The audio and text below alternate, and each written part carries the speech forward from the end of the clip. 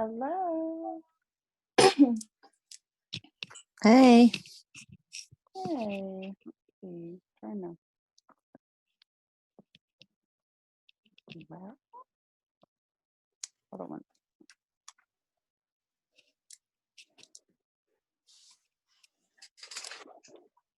Okay. Let's see. Who all is here. Sarah, Becky, Karen, and Keith. Did y'all get the review stuff? Like the review sheet? Just had like random stuff on it. Mm-hmm. Yeah. Oh, yes. Okay, there. What was that? Wait, that was too much all at once? Kind of. It was a little overwhelming. Was it? Why? Tell me. Probably just so much information. Yeah, I agree. Not that I feel like I don't know it or am at least familiar with most of it. It was just a lot of information because I was going through when I was looking at it, I was going through and actually studying through the book and through all of your other not really so much the PowerPoint things, but it's just a lot. It is. Chapter 8 is a lot, and that's because chapter 9 is a lot, but we'll get there. And I actually, I'll send this email out later, but I did talk to them today, and we will have, we have this week and next week, both weeks. They're going to extend it because y'all's clinicals aren't going to start on the 25th like they thought. And so they're getting that together. I'm sure they'll be reaching out to you about that, but they're getting that together and they're trying to work out a day for in lab practice. So she wanted me to try to get a feel for what days y'all could do and whether you could do like morning or evening. And she said we could meet in the classroom, but they definitely can get you into the lab before clinical. Said that'll work out good. Mm-hmm. And at least we have this, we have the remainder of this whole week and all of next week for, to finish this and to, get through chapter 9 because chapter 9 is a lot. But we'll get through this. And what I was thinking was that since we are going to be given, no, I will not. No, we'll still do this. I get everything from 1 up until chapter 8. Like chapter 8, I'm struggling with. Well, it's okay. You'll get it. You get everything up through 7. Right. It's just chapter 8. I'm stuck. Like I know the waves, I know the intervals, I know the QRS. I just know like the boxes, like on the the graph paper. That's like threw me all the way off. And then the interval segment and how to count the number of blocks, the heart rate, the large block method, all that's just throwing me off. Okay, well that we can go through those. I actually, that's what I was doing, was trying to get some files downloaded so I could share them. Hold on one second. Because I literally, it's easy because it is easier when you're like in person, but because I can show it. But let me just see. So on the I know that I've seen EKG strips, but this paper that they sent us and then the one that I printed off and then what's in the book, I literally, I've got prescription glasses. I had to go buy Coke bottle glasses just so I could count the blocks. Or in reality, I can't see it either. I can't see it either. And my question is, printed? Are we supposed to go up and down to count the boxes? Never. Or across to count? No. Across. No, up and down. Never. I didn't ask that. That's why I know. Yeah. And that's why, and I think I talked to Becky about it the other night. It seems confusing because you have you're talking about a box, but you're only talking about that baseline, that isoelectric line, that horizontal line that goes across the paper. because that, you remember that paper goes across at 25 seconds, right? 25 millimeters per second. So Mhm. how do we know that? So that whole paper, they know is 25 millimeters per second. So you're counting the little blocks that go straight across. And I made a video of this. Hold on, I did it through like Snapchat because I'm not like that technically inclined, but I could share that with you too. So, because I know y'all have some questions about that, and I will go through the study guide because I want y'all. And that's the thing. I just want y'all to know this stuff. I don't want it so that you know it just so you can pass the test because you need to know it. But I have. Hold on one second. Let me get the rest of these. Let me see. Hold on. And let me just. So did y'all try to at least get through the study guide? Like at least jot something down for each one of those things? Oh, I did. I got all the way through. Okay. Because some of them are just But terms. I didn't even start it. yeah. Me Why? either. Why Y'all, not? I thought we were gonna do it in class. That's the Yeah. only reason why. No, we will. I mean, as long as they're okay, we'll go over it. But that when I give you a study guide like that, that's basically like my just when I'm going through and like making the test or I'm doing whatever, then I will just jot down things like, oh, y'all need to know this, or that's a word you need to look up, or that, because that having to look it up and write it to yourself again is going to help you on the test. I actually went through the certification test and pulled some questions off of it for our test tomorrow. So you might see those again, but let me see. Hold on. So this the study guide, is there going to be a lot on the test outside of what's in here already? What do you mean? More as far- information that's not on the study guide. Will that be on the test? If I put it on that study guide, it's on the test. Okay. If I bother to put it on a study guide and have y'all learn that, then pretty much I pull it straight to the Right. the I was test. just saying, is there going to be in addition to what's on here? Oh no, absolutely not. Okay. No, that's everything. That's chapter 8. Really, if you go through the book, that's You're right. chapter 8 straight from the book, pretty much. Yeah. So it's like, I'm trying. It's all pretty much from the book. The only thing that I would give you would just be more examples, but I mean, the book does a great job in preparing you. And I have, so that's what I'm trying to get us through these chapters, because I have some sample tests that give you sample questions. But that's why I keep saying we need to know chapter 8, because 9 will make no sense if 8 didn't make sense at all, So I'm going to share, let's see if I can get this to work, but I think it all makes sense to me.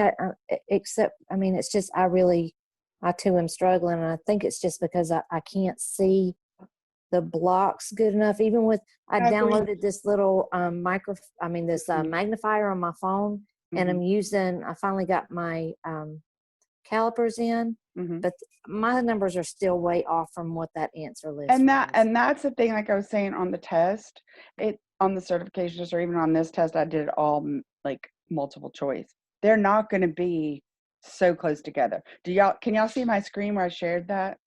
Yeah. So that I went through and took pictures or made videos of this so y'all could see it closer up, so it would make more sense. Okay. So does that make helps. sense? When I put my calipers here, then I'm counting this 1, 2, 3, 4, 5, 6, 7, and a little bit boxes. Do y'all see that? Those 7 little boxes? That's 7 little boxes times 0.04. Then that measurement is 0.28 millimeters per second. And we know that a P wave or the PR interval should be what? 0.12 to 0.20. So it's more than, but that's and you're always measuring along the line. You know, this, we don't care what happens up here. We care about these boxes right here along that isoelectric line. That's it. Your QR is, I mean, your QRS here is here. But what if they're all jagged? What do you mean And they're all that- jagged? Yeah, Like that's if- the ones that's hard to read. Like what? They're not rounded out. The P wave is not round. Well, we're going to get to that. What are we looking at now? Normal, right? Normal. That's what we're looking at. Normal sinus rhythm. We haven't figured out what you do in atrial fib, or if you have squiggly lines right now in our learning, what is that? Irregular. What is it? Irregular. No. What is it? We just learned about it. If your crap looks all crappy, what is that? Artifact. Right, it's artifact. Because we haven't learned the difference yet. We know what artifact looks like, but again, if your person is in atrial fib or ventricular tachycardia, those look different. Atrial fib, you can't measure a PR interval. That makes it beautiful. That makes it atrial fib. You can't measure it. So you would put on unmeasurable. Right now, we're learning about normal sinus rhythm. This is what it should look like. So Wow. if it's all squiggly, then you're like, oh, I have artifact. We got to redo this. Like, we're looking at normal. Right. Well, I'm saying like, for instance, in the book in our practices, Yeah. you know, when we're having to look at the QRS duration Uh-huh. and the P wave, you know, is there, and then you have to look over. I mean, it's not straight. So if it like jets down before the PQ, if the Q like kind of jets down off, Then where does your PR interval stop? At the Q wave. Because what is your PR interval? The beginning of the P wave to the beginning of the QRS, right? Your QRS are three waves all together. The Q wave, the Q wave, the R wave, and the S wave, right? They all make up the ventricular contraction. So where that starts, whether it deflects down or up, which your Q wave, it's usually always going to deflect down. But that's your QR interval. So let me see. I have all these open. Let's see if I have one for you. So again, we got that. Let's see. Oh, that's your box. Let me see.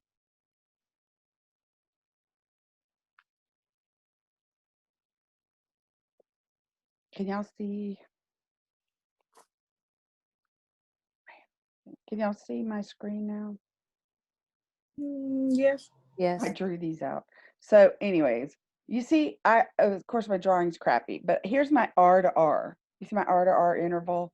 I measured my R to R. If there was another one right here, you would just march it right out. If it did march out, then that would be regular. But you see how What do you mean by march out?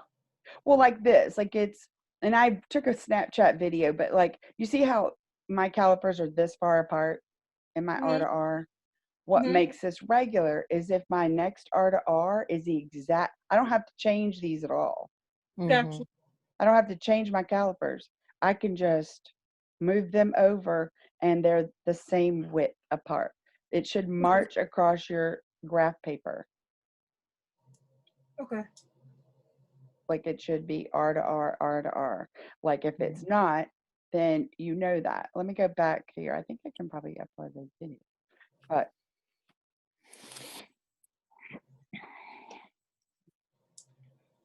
I don't, like, it's hard to, let me see. So do y'all have, like, that is the biggest thing is the measuring? Is that the hardest part for you guys? To me, Yeah, pretty much. All the numbers and stuff is kind of confusing me. like I know you sent us the answers, but I didn't look at the answers Me because either. I wanted to see if I could do it on my own. Well, that's Yeah, what I me wanted you too. to And do, that was was do them off. on your own and then look at the answers to see if they were right. Yeah, mine were not. Yeah, mine was like way off. So I was like, How I were need they, help. like, so tell me, give me an example of how it was way off. Like what, like, tell me what you're, like, how was it Like, way off? like I wasn't getting the same answer. Like my answer Was didn't it make like sense. a lot off, or was it like 0.02 off? Like, was it Yeah. Yeah, mine was like Yeah, 0.02 off. somewhere in that. It was like just my a answers little bit weren't off? matching up with you. Like what matching up with the answers. It's So that's counting why. them little blocks is the problem. We're not Right. coming up Well, their same exactly. count. And it's never going to be exact. When you and I look at something, we're always going to look at it different, right? Hmm. So, It's knowing whether it marches out and it's normal. That's what, and their heart and rate is. and you're going to have to count it. But again, like I said, in a multiple choice, they're not going to be 0.24 and 0.26. You're going to know what it is. So, okay, let me ask you this. So we're learning all this stuff, and I know that we have to learn it. We have to know it, so we know that what we're doing. But how much of today's technology comes into play? Like, are we gonna have to literally, if we do EKGs, are we gonna be doing this with the papers? You have to be able to look at that paper and know if there's a problem, depending on what you do. But again, as an EKG tech, you have to be able to know, am I seeing a problem? Am I, what am I seeing? You have to be able to know. If you're a monitor tech, you have to, yes, you will have to march out, count this out, know what you're doing, know where it's coming from. Right. But again, is it every bit of the certification? No. You will have to know how to do the EKGs. You'll have to know all the safety, but you'll have to be able to interpret your rhythms, which again is once all this clicks for you, it won't be so difficult. Like Right. you'll be able to recognize it. Right. Right. So it's, hold on, let me find the video.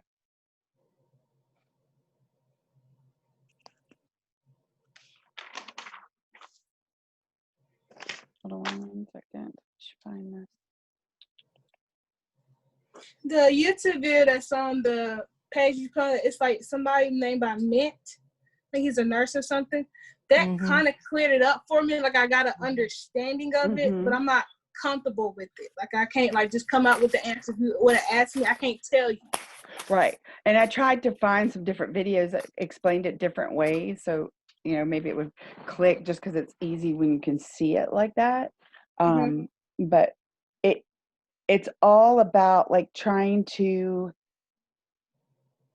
figure out like where you're supposed to measure and where you're supposed to like look at it on your paper.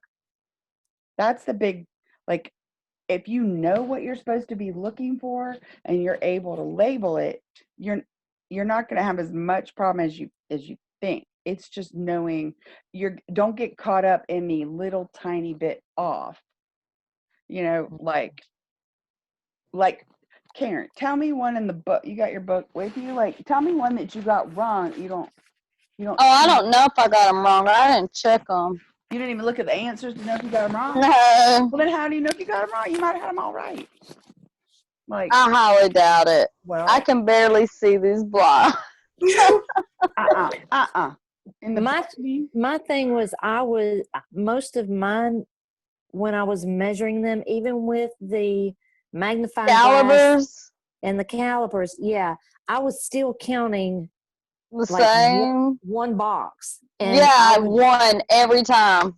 And then I would go back because I would check mine. I do them all and then I go back and I check, and I was off by 1 to 2 boxes. So are you, okay, so let's go back then. Are you, let me see. Let's look at these. Hold on.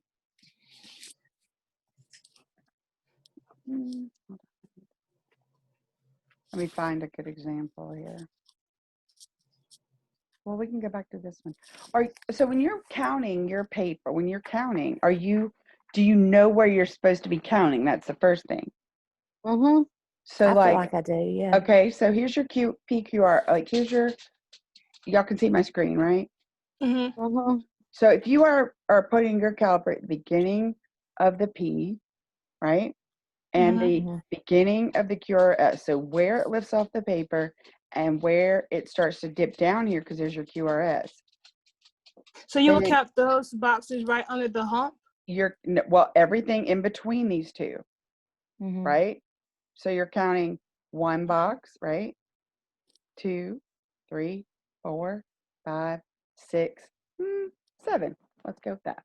So that's where it starts to go off the paper, right?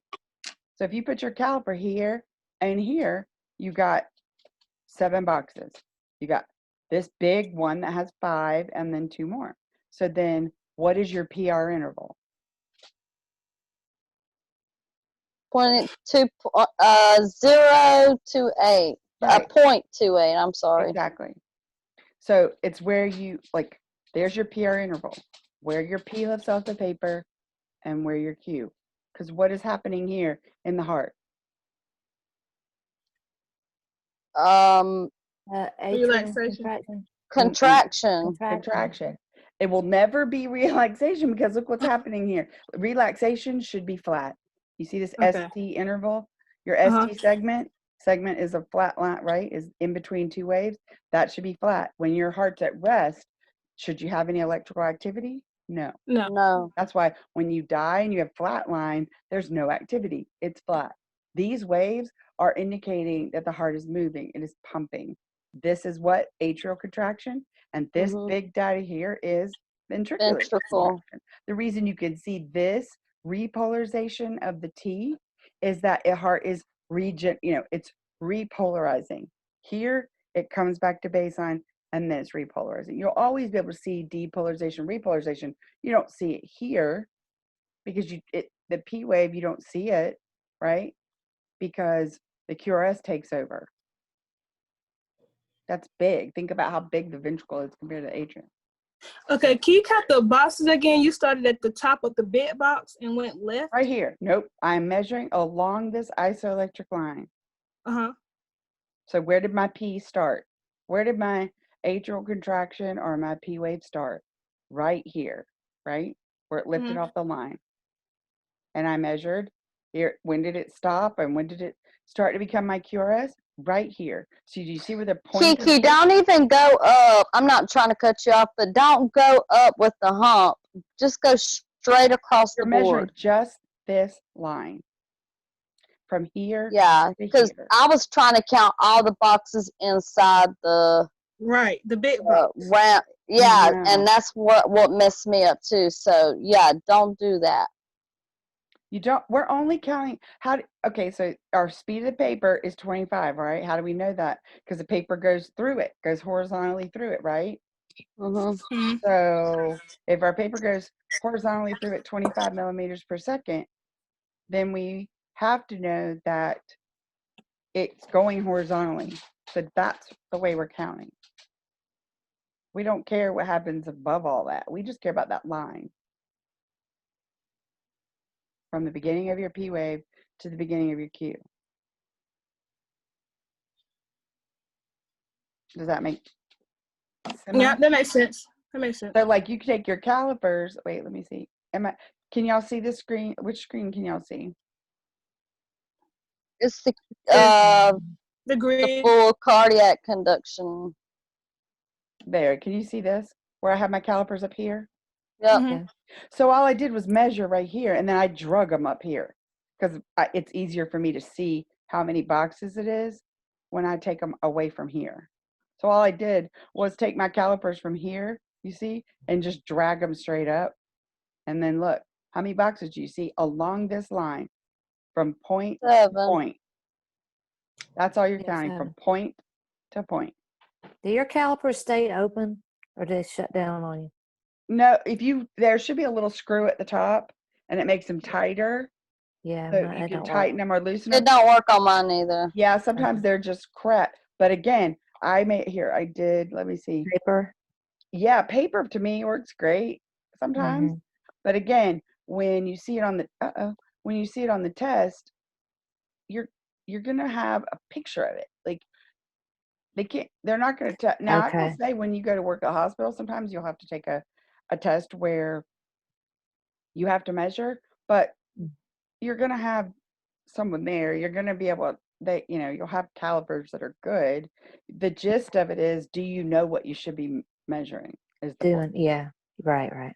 If it's, when we did these in class and I gave them on the test, like, I mean, if somebody could say, well, I think that's 0.2, I'm not going to count that wrong.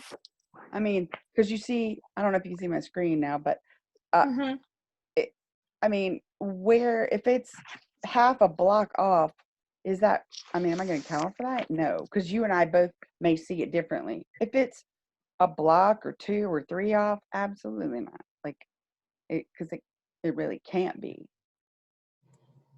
But I think don't get caught up in like worrying about being half a block off. That's not the point. The point is, do you know what you're supposed to be looking at?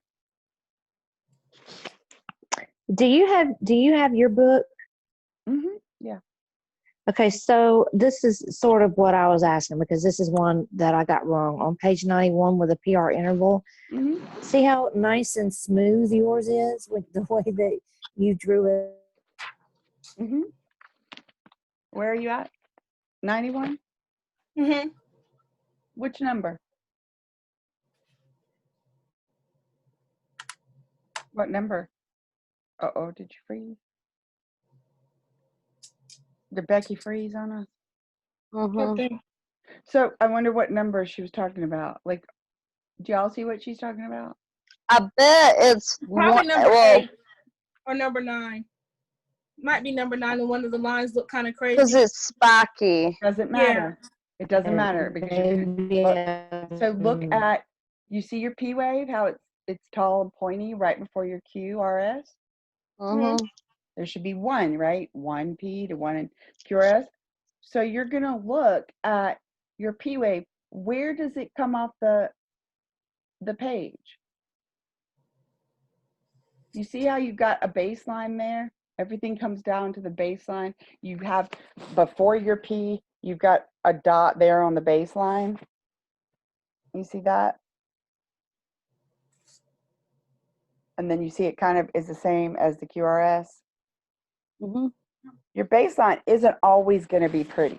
So what you do is you find your QRS, you find the P before it. Okay, where does your P wave start? Right where it starts to go up. So you put your caliper there, and then when it comes back down, you're going to put your caliper there.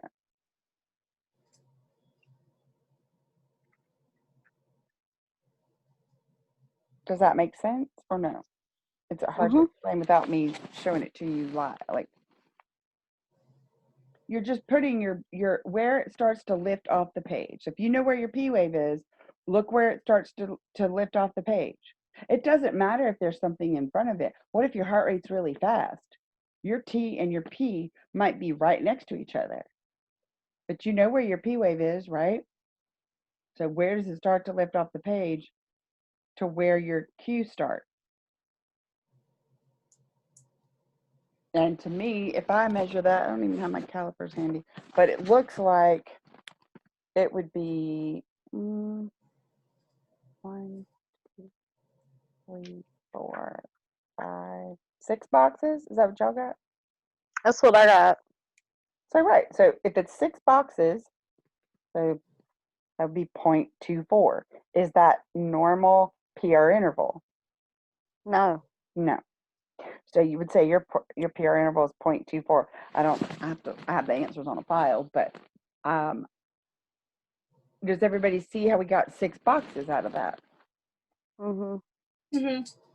So Kiki, you measured it and you have 6 boxes? Right. So now that I know you don't go up, now that I know that you don't follow you don't go up, right? Yeah, you go straight across. Now I get it. Yes. Can y'all see my screen now with all the crap I wrote on this piece of paper? Yeah. So if you look, it's all 25 millimeters per second. That's how fast this runs. So if you look at your line, there's 5 small boxes in each large box. And that's how we did the 0.04 and 0.20. So one little box is 0.4. If you look at one large box, it's 0.20. If you know your R to R is where your R peaks to your R. If you know where your P lifts off the page and where it comes back down and you're measuring that, that's 4 boxes. It's all, straight across, and it's just counting. So when you have to do the 300 method or the 1500 method, what is the one thing you have to have? What does your rhythm have to be in order to use those 2 methods? Normal? Yeah, has to be regular, right? Because can you count?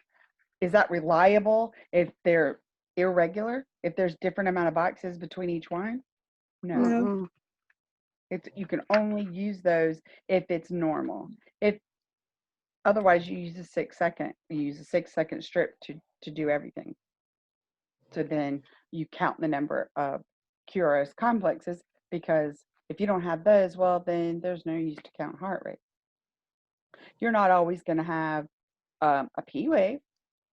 I mean, if your heart rate's too fast, you might not even see it. Somebody in SVT, you might not see it because your QRS takes over everything. I'm trying to find more.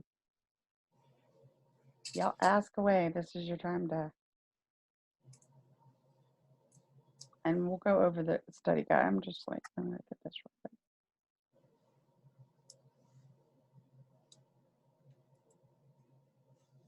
I thought I had the video on here, but I guess not. Let's see.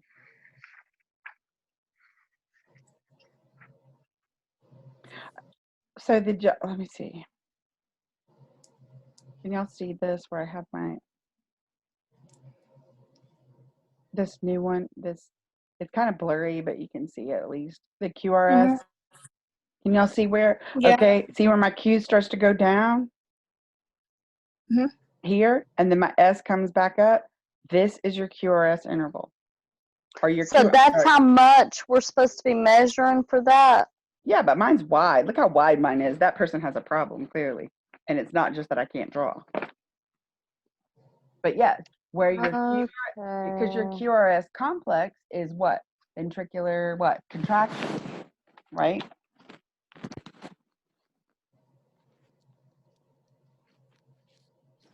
So if you're measuring your QRS complex, you're measuring from here, where the QRS starts, where the Q goes down, to the end of to the S. When the S is done, it comes back up to its baseline, right? Sometimes you might not see this too well, but that's your QRS. So your QRS complex is how many boxes. And this fuzzy thing, it might be, well, we know it's 1, 2, 3, and it's a little bit here and a little bit here. I would venture to say it's 4. Can y'all see that? See how I came up with that? Because I was like, it's about half and half. So it's at least 3. If it's 4, then how wide is that? 0.16. What is normal QRS complex?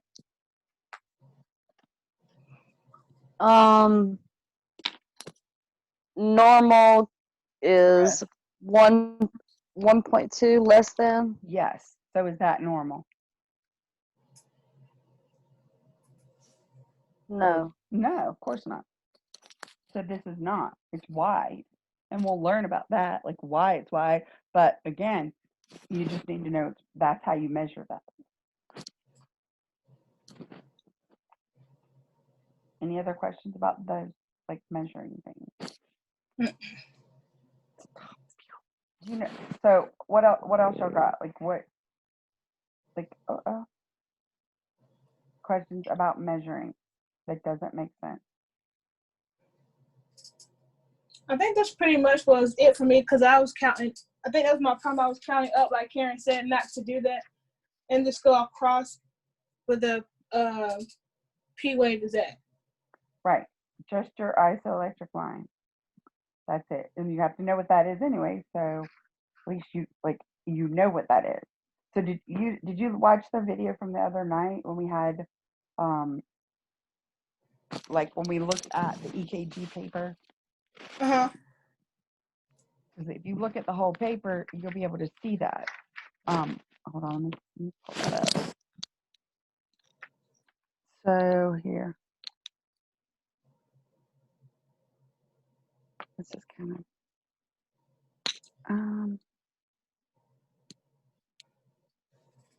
there. Can y'all see that? It looks like a EKG strip. Mhm. Says V2, V5. Okay. So yeah, this is squiggly. You see how crappy this looks here? Like, obviously, like, this isn't normal, right? But again, do y'all see your QRS? Do you see a P wave before each one? Yes. There, even though it looks crappy, it's right here, right? Y'all don't think it's right here. It's right here. What is this? What is that? That's the beginning of the QRS. Yes, it is.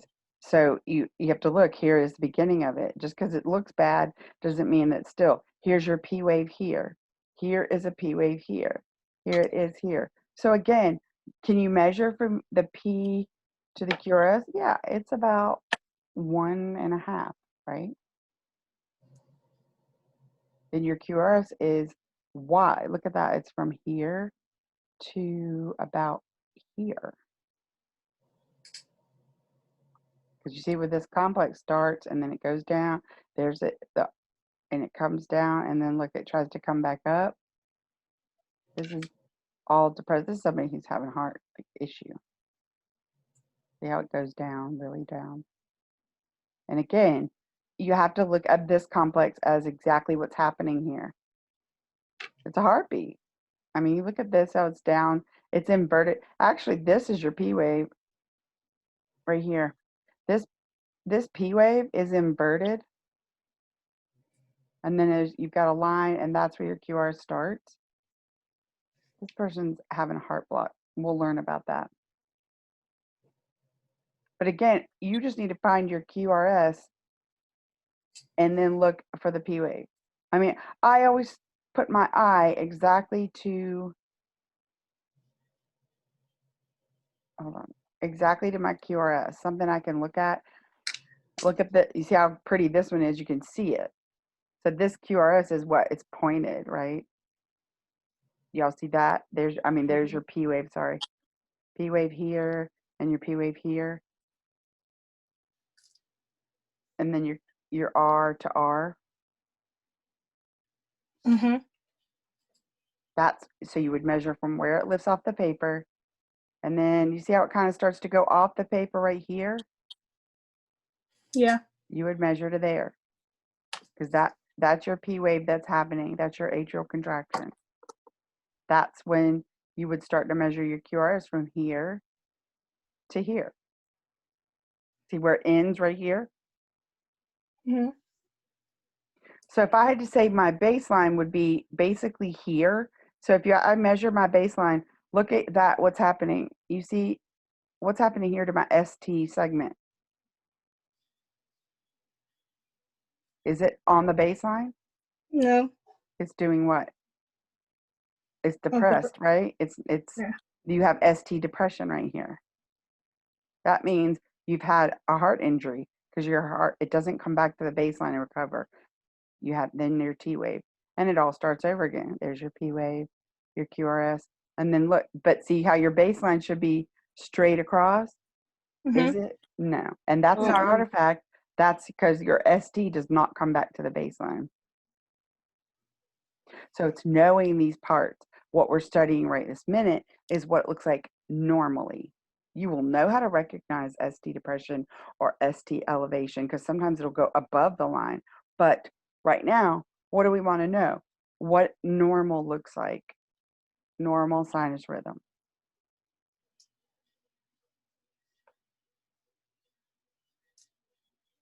And we looked at this one the other night. This is normal sinus rhythm. There. So y'all can see that where it says normal sinus. So again, look at your P wave. Everybody see your P wave before each cue. Your P wave looks good. They're all alike. They're all rounded. They're all positive deflection. There's one P wave for every one QRS. And you can measure it. I mean, I'm just eyeballing it here, but where it lifts off the paper, it looks to me to be about two boxes maybe. Yeah, I would say 2 boxes, 3 boxes. I'd say it's 3 boxes. So that would be what, 0.12. Two. So is that normal? Yes. And if you measure from your QRS looks to me about 1 box, maybe. Yeah. Which is 0.04, which is that normal? Yes. Mm-hmm. And what's the heart rate? Well, 6-second method tells me it's how many? 1, 2, 3, 4, 5, 6, 7. So it's 70. Right. And if I had to measure this by doing my boxes, 1500 or 300 method, could I do it with this? I don't know. Yeah, No. you could. It's regular, right? Is it regular? Is this regular? Yes. Yeah, because can you march these out? Yes. Yeah, you can put your caliper here and here and march it out all the way because it's right. So yes. So how do we do that? If somebody said, okay, how do you do the 300 or 1500 method? What's the only way you can do it? If you have normal sinus rhythm, if it's regular. So then you would count your boxes. How many big boxes do you have? 1, 2, 3. You have 3 big boxes and you have 1, 2, 3 little boxes. So that's what, 18 little boxes. Mm-hmm. So how do we do the 1500 method? Why do we use 1500? Because there's 1500 little boxes on a minute strip, right? So we do 18 into 300, whatever that is. No, 1500. Sorry, I'm just crazy. Y'all got me threw it off on what day it is. So 1500 divided by, what did we say, 18 little boxes Mm-hmm. is,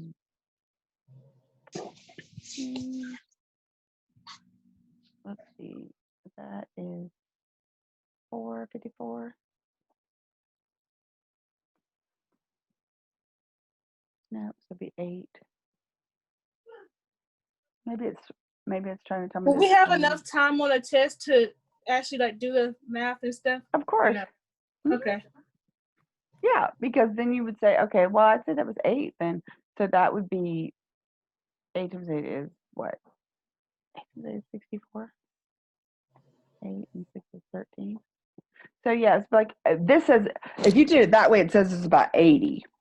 If you did it that, I don't think that's right. But again, all you have to do is count this and divide into 1500. If they're asking the 300 method, what are you counting? The big boxes, right?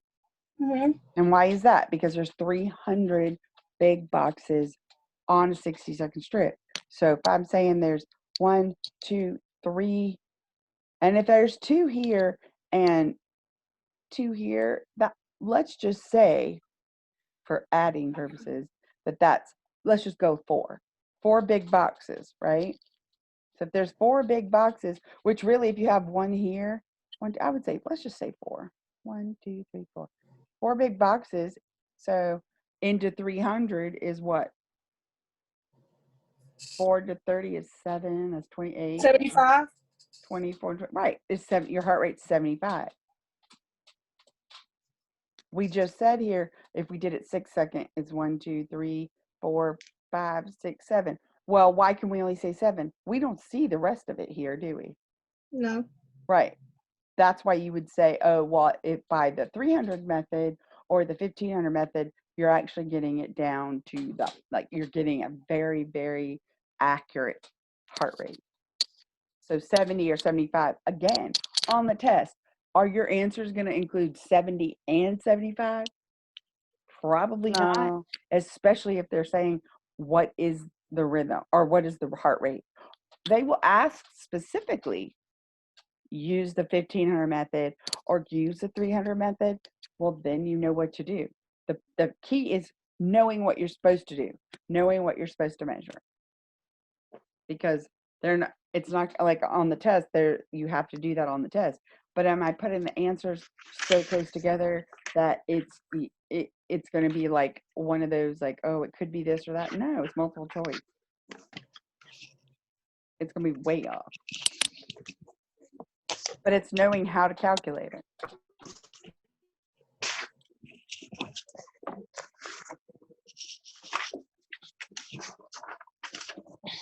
What else you got?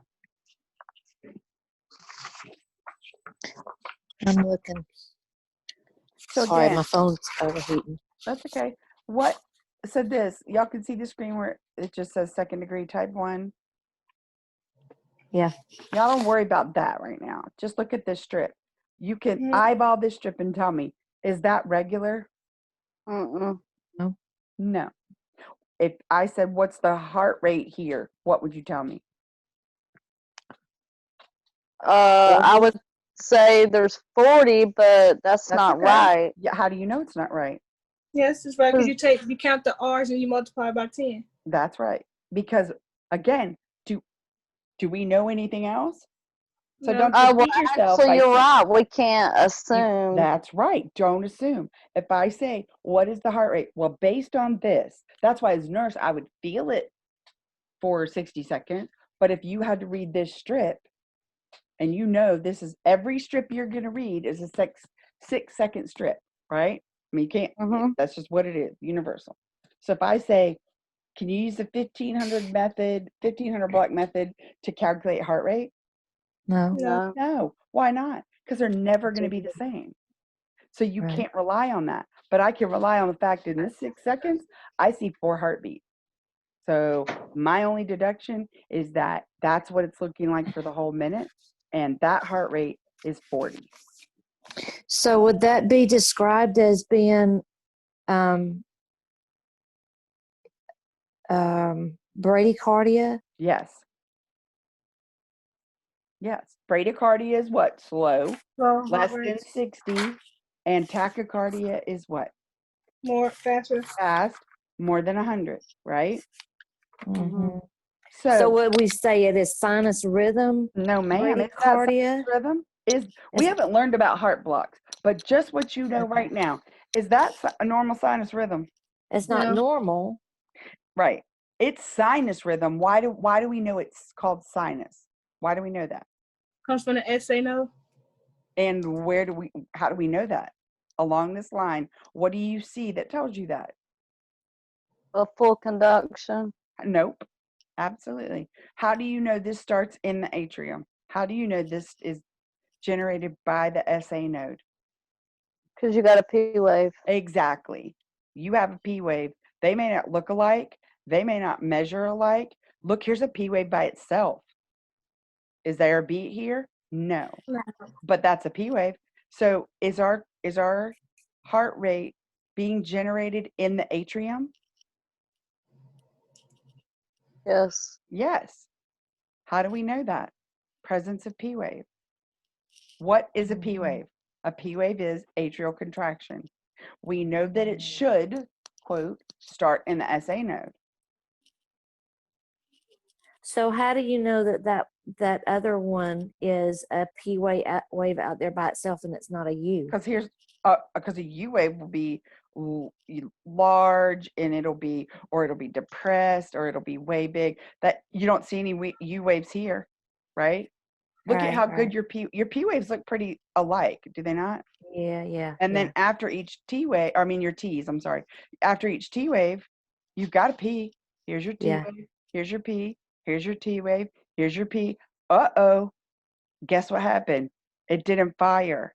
That P wave did not fire. Why? Because there's a heart block. We will learn about those, but for what we're looking at here, this is a sinus rhythm. It's being generated here. Mm-hmm.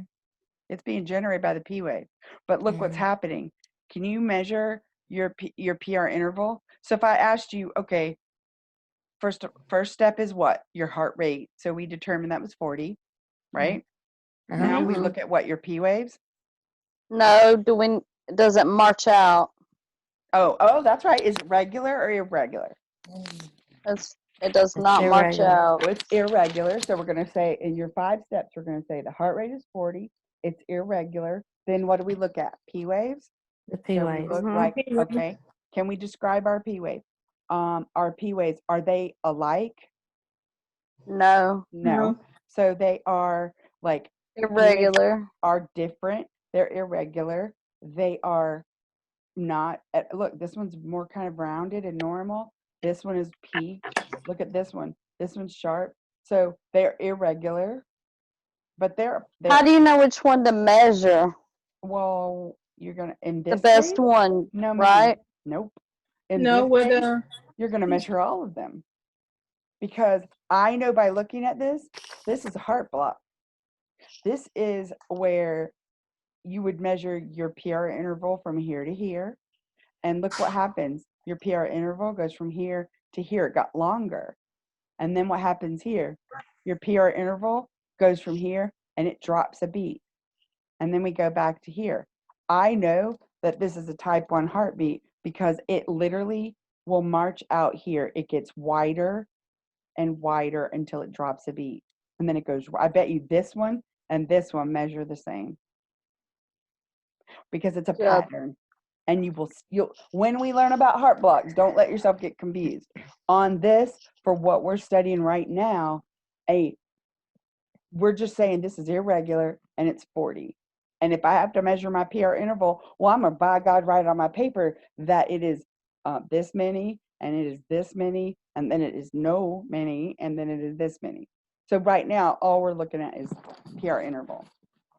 So is this the same thing? Does this correspond with the note on our review that you gave us? I was going to ask you about this. Where you talk about calculating the heart rate is based on ventricular rate and a normal heart rate, but Right. it's not always the same. So we have to, if there's no QRS, we have to do the P waves separately and the Q waves separately. Is that what you're explaining here? No. Mm-mm. What I'm Oh. explaining, this is a heart block. You can, and when we go to learn about these, you will see that this is a dropped beat. What I'm saying is that um, it it should always be. Let me go back to a normal one here. Even though this is a first degree, so I hate to talk about heart blocks when we haven't got that far, but let me see. So again, can y'all see? Can y'all see what I'm looking at? It's the gray Yeah. and white paper. Yeah. So on this, how many ventricular beats do you see? Don't look at this beginning because you can't see it.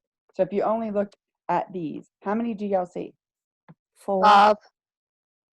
Well, okay, so don't look at the first one. But how many do y'all see? How many ventricular beats do you see? 1, Well, I guess 2, 4. 3, We can't do the 4. first You one. see it, right? 5, right? Okay. How many ventricular beats do you see? Don't count the first one. 5. 5. So how many atrial beats do you see? 1, 1, 2, 2, 3, 3, 4, 4, 5. 5. Yeah. So we have a 1-to-1 ratio. Is that what we're supposed to have? Yes.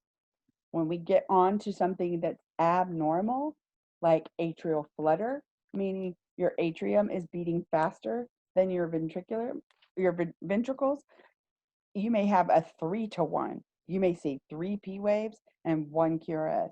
3 P waves, 1 QRS. Is that normal? No. No. But again, that would be 3-to-1. What we're looking at now is normal sinus rhythm, 1-to-1. Mm-hmm. So we measure our our PR interval, which here it's wide. I know that's first degree heart block. We haven't got there yet. You measure your QRS, but part of what you have to say about your P is there a 1-to-1? Yeah. Because we're just looking at normal right now. Okay. Makes sense. We're looking at normal. Don't think about anything that's not normal because you haven't been asked to do that yet, right? So Right. y'all see Okay. this paper, normal sinus rhythm. How many ventricle beats do you see? 1, 2, 3, 4, 5, 6, 7. How many atrial beats do you see? 1, 2, 3, 4, 5, 6, 7. Right? 3, Mhm. 4, 5, 6. Where's There the are 7th one? right Right in Medium. front of beginning. the Right QRS. there. Gotcha. I'm- Okay. You know, I wouldn't I try had to to turn measure my that. phone. I Yeah. wouldn't try to measure that. I mean, again, when I look at a rhythm, I want to see like 3 normal looking ones right here. I would take the middle ones, but do they march out? Yeah, they are exactly even spaced. If you had an extra beat in here, even though it looked normal, would you call that normal sinus rhythm, or would you just call it sinus rhythm? Normal sinus rhythm. Well, no, it wouldn't be normal if you had an extra beat in there, right? Oh, an extra beat. Yeah, no, Yeah, and they actually call it a sinus arrhythmia. And because what does arrhythmia mean? no. It's Irregular. not no, exactly, an irregular rhythm. So like arrhythmia is just like an abnormal rhythm. Mm-hmm.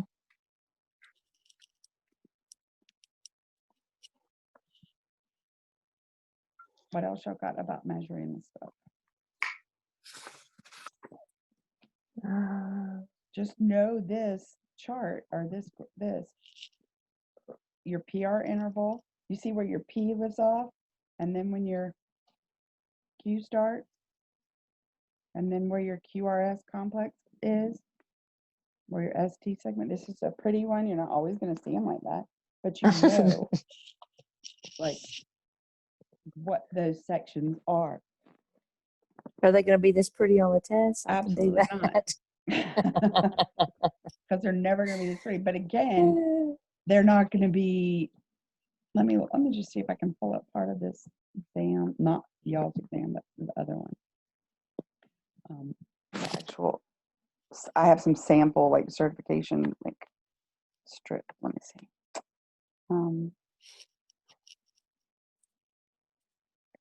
Without giving it all away,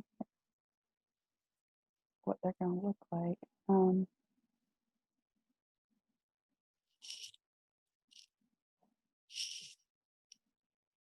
Can y'all see? Wait, let me go down. I make sure I do this without y'all see. Okay, so, and again, we haven't studied all of this yet, but can y'all see this? Yeah.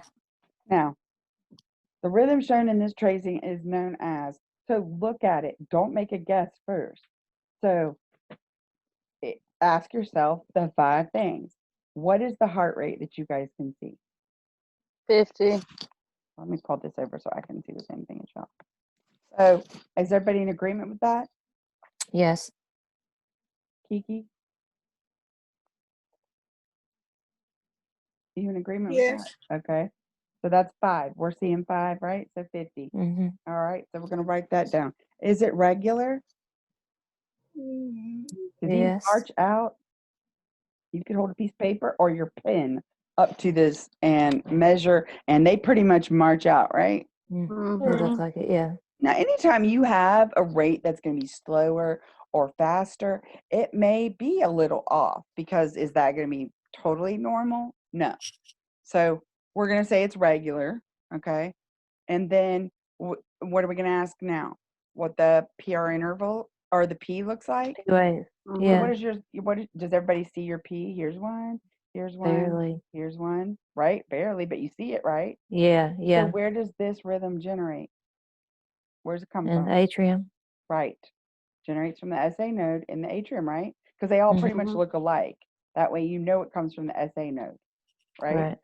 So it's rounded, it's upward, there's a 1-to-1, Yeah. right? Mm-hmm. So RP, that's how we're going to describe our Ps. Now, our PR interval. Y'all can't really see it, but I would say it's probably 1, 2, 3, maybe 4. Would y'all think it's about 4? Yeah. Yeah, okay. We'll go with you. We'll go with 0.4. So that would be a point 0.16. So is that normal for a PR interval? Yes. Yes. Okay. So now our Yes. QRS, it looks like it's probably 1 box, or maybe a little. So if it's 1.5, that would be what? 0.06. 0.06. So is that normal? Uh-huh. Yep. So that's normal. So then what is this sinus arrest? Okay, let's go through them. Is it sinus arrest?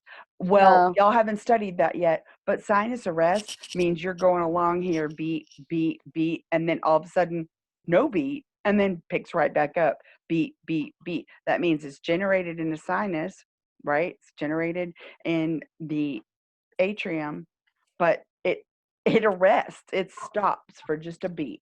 So we know Mhm. that's not it. How about sinus Brady? Yep. No. Do y'all think it might be sinus Brady? I do. Yeah. Mhm. Do you think it might be normal sinus rhythm? No. Why not? Because it's 50 is There the you go. heartbeat. It's 50. So it's not normal. Out of these three so far, I still with Brady. So is it Mhm. sinus arrhythmia? What do we know by that? Sinus arrhythmia would mean it's not regular. Well, we already said it was. Mhm. Mm-hmm. So then again, what is this rhythm? Sinus Sinus bradycardia. bradycardia. Right. And that is what you will have. That's what it's going to look like, more so than you trying to do all that crazy measuring. But again, you need to know how to measure it. You need to know what Mhm. you're looking at, because if I said this was zoomed in and it said what is the PR interval, you'd be able to eyeball it, because we already said it was 0.16. Well, if your answers were 0.16, 0.40, 0.04, and 0.28, you could come pretty close. So whether it was 0.16 or 0.18, that's not going to be on here. Does that make better sense to you guys when you see it in an exam form? Mm-hmm. Let's see. Practice some more of these. Going through the steps is what's going to help it stick with me.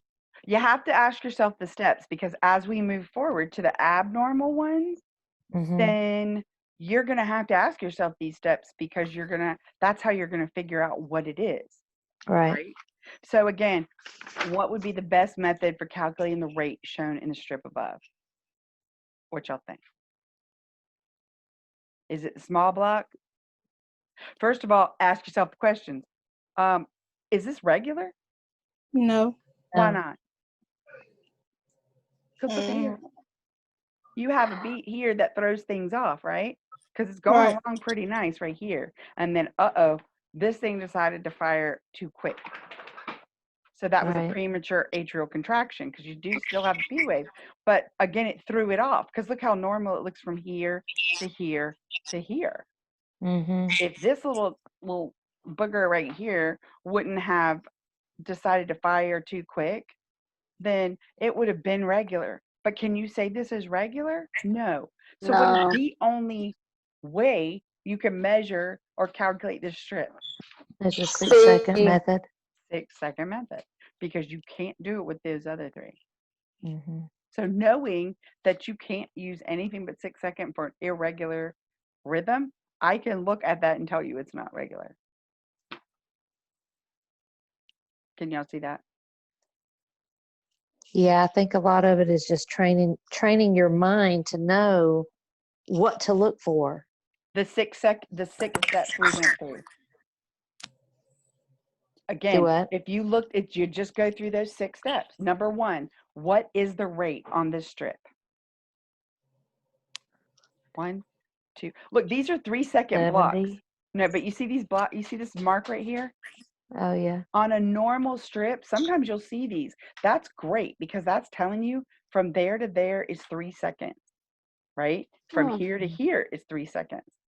So we know that this 6-second strip actually is from here to here. Does it include this beat? No. No. So in our 6-second strip, how many beats do you guys see? 70. 1, 2, 3, 4, 5, 6, 7. So if we say our heart rate is 70, is it regular or irregular?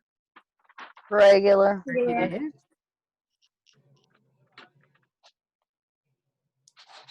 Can you march those R to R's out? No. No. I mean, because if you put your calipers from here to here, you wouldn't have to move them from here to here. But you think you sure would from here to here? Because if you tried to march it, you'd land about right here.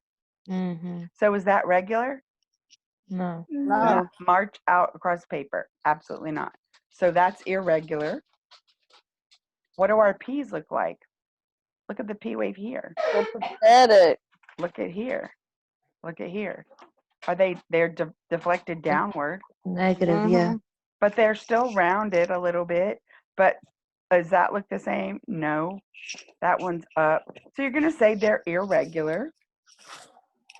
You know, they're rounded. They're, but they're irregular. So are they 1-to-1? Do you have one P for every QRS? Yes. Yes.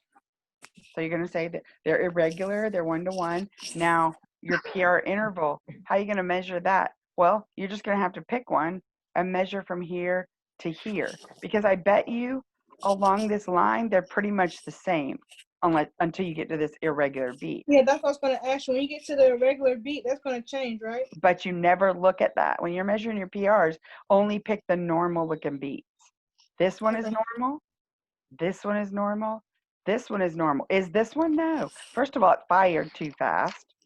And second of all, we're not going to look at him because he screwed everybody up, right? But then we're going to go down here. This one is normal. This one is normal. And this one is normal. This one deflects downward. We already said they were irregular. So you would measure your PR interval from here to here. She's fine. Oh, and then here to here. Here to here. So your PR interval, and you could say your PR interval varies. If you measured this out, you could say if it varied, if that was a choice. So if you were writing this down, you could say your PR interval varies if they're different each time. That's an acceptable answer. Your QRS is maybe one block. Yeah. Right? One block. Yeah. So then we've looked at this like, okay, so we know that's irregular. Actually, I think this is what we call a wandering atrial pacemaker, which means that it's firing in the atrium. How do we know that? There's one P right here. So if we know we're seeing P waves, then we know the atrium is firing, right? Right. But if it doesn't look the same, the P wave, then we know it's firing from different spots in the atrium. Is it always firing from the SA node here? No. But again, we haven't got to that yet, but because we're just looking at normal. But for this question, the only thing you could say about this is that you could only use 6-second method, right? Mm-hmm. What would you say for number A? A patient will require no change to position or electrode placement. So you're going to do an EKG on a patient, and you go in there to put the electrodes. You know where they're supposed to go, right? So would we need to do some, okay, so no changes to positioning, meaning you're going to lay them on the back or sit them up, or where you put their electrodes. Would you need to do something different with A? Yes. Okay, what? No. You got to sit him up because he can't breathe. So he would require a change. So let's see, a 35-year-old woman who's 20 weeks pregnant, would you need to change her position or electrode placement? I think so because pregnant women, they have a lot of pressure on their belly. You always say with the pregnant woman, we do what? We may want to put a little, like Pillow we want to sit them behind her. up. We might want to put a little pillow under their left side or the left side, right? Because that baby's sitting on the vena cava, so it's going to change. Yeah. So are we going to have to change her positioning? So an 8-year-old child would be my answer. Oh yeah. Would it? Yeah. Well, I mean, he's going to probably move around some, but a man with a cast, you have to. Wait a minute, let's go back. Number. Wait, there you go. It's B, because wait a minute. So let's go on. 8-year-old child, we know that from 2 to 12, you're going to put that lead 4 or V4 where? On the opposite side. So we do have to change electrode placement, right? Oh, we do. You're right. So I a didn't even 40-year-old consider that. man with a full cast on his right leg, can we put the left No, leg or the we got right to leg? move that one. So we're going to put that on the torso. So we would need to, but again, this is the kicker here. And I didn't look at this either. This is, she's Because only she's 20 weeks. 20 weeks She's not in her pregnant. 9th month or even her 8th month. Okay. So I'm thinking she's our only choice. Yeah. And that would be because she's not in her 8th or 9th month. She's only 5 weeks pregnant. 5 months pregnant. So could she lay flat? Yeah. That baby's little. It's not big enough to be pressing yet. Right. You have to catch this. That's why in these multiple choice, you have to go. Don't just say, oh, I see 8-year-old child. The rest of these have something going on. We have to go through each one of them because 8-year-old child does seem like it when you're seeing pregnant, orthopnea, cast. We know for 8-year-old child, we got to put that electrode placement on the other side. That V4 goes on the other side. So that's why you would always want to rule out every answer.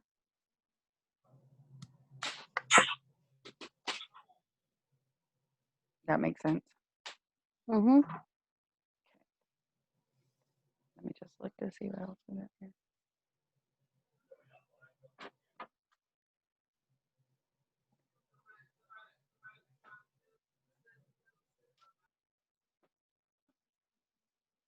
Now, we haven't studied this yet, so don't get caught up in what this is.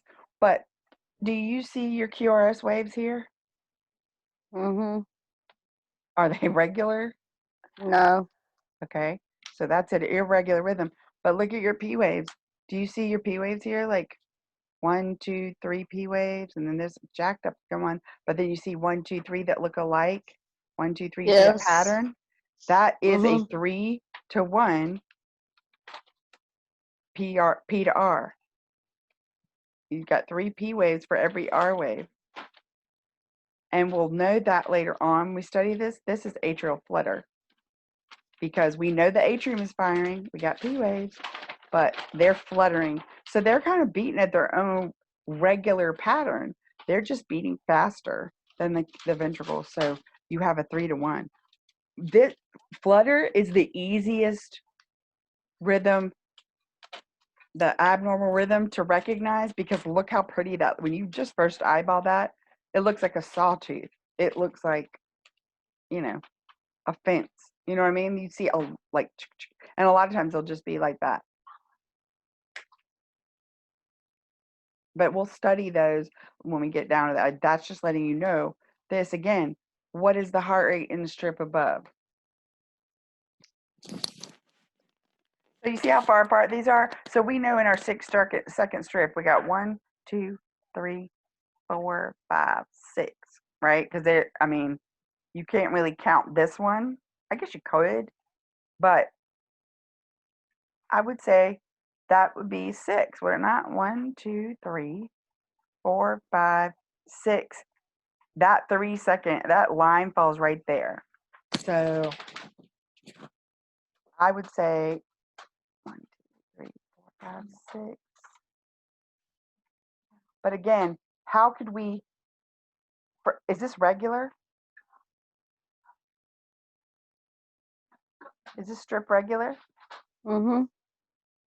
So then we know we could use other 2 methods, right?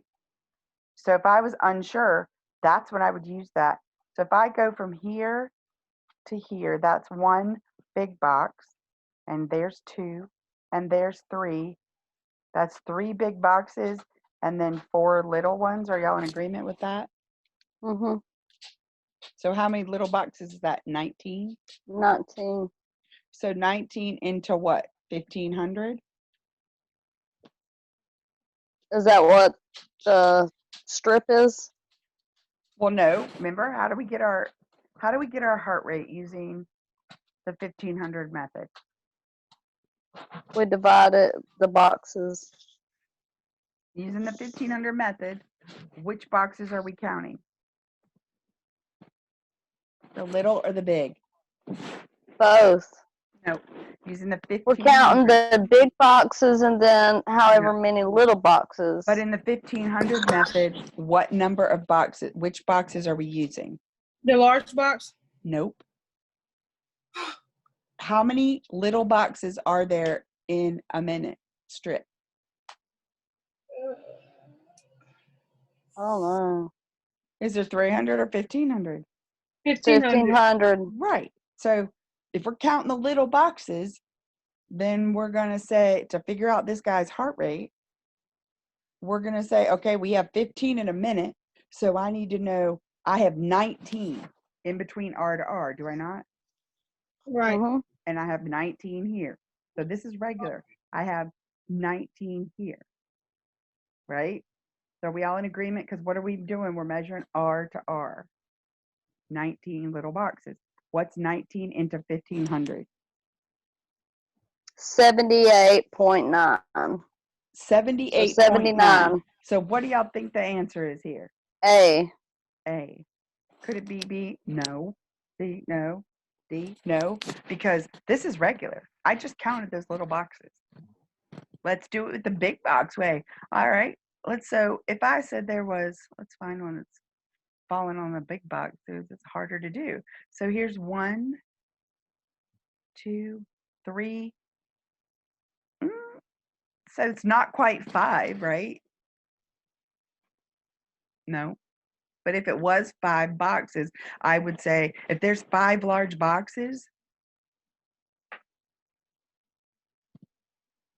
no, there's 1, 2, 3, there's 4. 4 large boxes, right? Into what? Into what? How many large boxes are there on the strip? 20. No.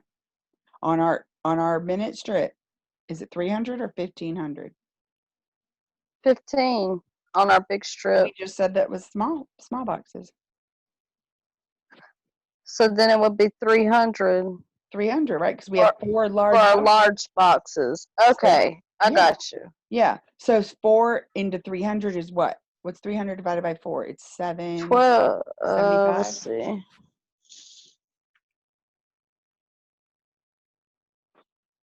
300 divided by 4 is what? 75. So again, we couldn't count the boxes are not gonna be accurate because could we count all? There was like 3 and some boxes, right? So that wouldn't really be an accurate way to do it. But 75 is closer to any of these, right? Mm-hmm. So your only choice here could be A. Right? 79 could be your only choice. A. Right. Do y'all think it could be anything else? No. Mm-mm. So your most accurate way would be then to do the 1500 method. Because if you weren't sure, you might say, oh, 1, 2, 3, 4, 5, 6, 7. But here's an 8th one right here, you see? But again, this is because why? You can't see that other, this is where your strip starts. You see where they calibrated it? Mm-hmm. And you remember what I told you about these little marks? 3 seconds. So that's a full 3 seconds, and that's a full 3 seconds because you know that's where it started. So 1, 2, 3, 4, 5, 6. And are you counting that 7th one? I guess. But that's so iffy that I would count the boxes here instead. But again, you know it's not anything but this.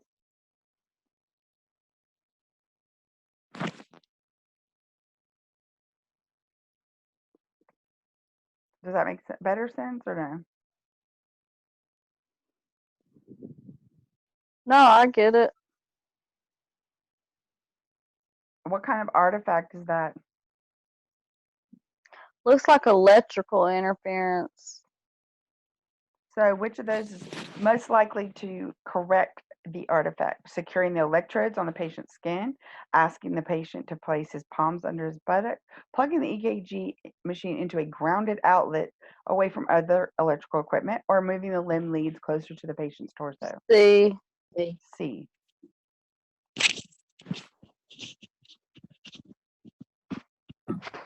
So those are the questions, like that's examples of questions you're going to see, which again, all is by deduction. So let's see. This is a good one. Which of the following situations is likely to be true of the tracing above? The electrodes did not have perfect contact with the patient's skin.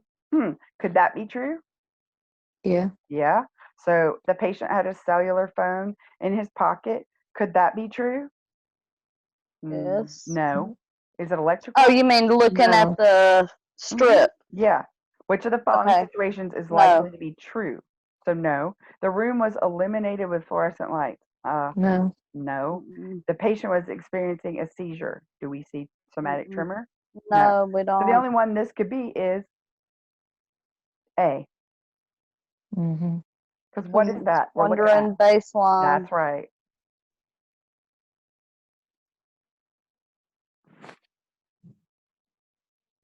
What's going on here? Which of the following conditions might be affecting the patient's EKG tracing shown above? Well, when I look at this, what do I know? That's artifact, right? I mean, that's not like atrial fib. That's artifact. So then, could they have Parkinson's? Yes. Why? Because what is this? Sonomic Somatic tremors. tremors. Somatic tremor. Is it congestive heart failure? No. Mm-mm. Narcolepsy? How do we know? I don't know. Pulmonary embolism? I don't know. No. So the only one of these it could be is Parkinson's. Mm-hmm. So that's what I'm trying to tell you. Don't overthink this as you're going. Just go with what you know. And the stuff we're doing now, again, ask yourself the 6 questions. Mm-hmm. Ooh, that's a pacemaker.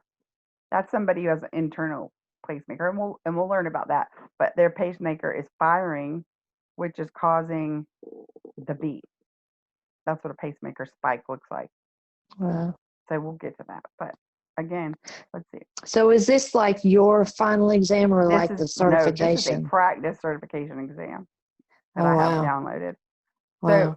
the QT interval shown in the tracing above measures approximately what? What do y'all think it is? So what are we looking for? QT interval. Y'all know what that is, right? It's the beginning of the Q wave to the T to wave. the. So what is the T-wave. approximate QT interval?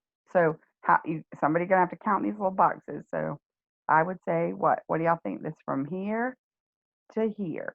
So it's the beginning. Oh, sorry, beginning of the Q, right? We know the Q's right here. Mm-hmm. The beginning of the T. So how many boxes do y'all think that is? 1.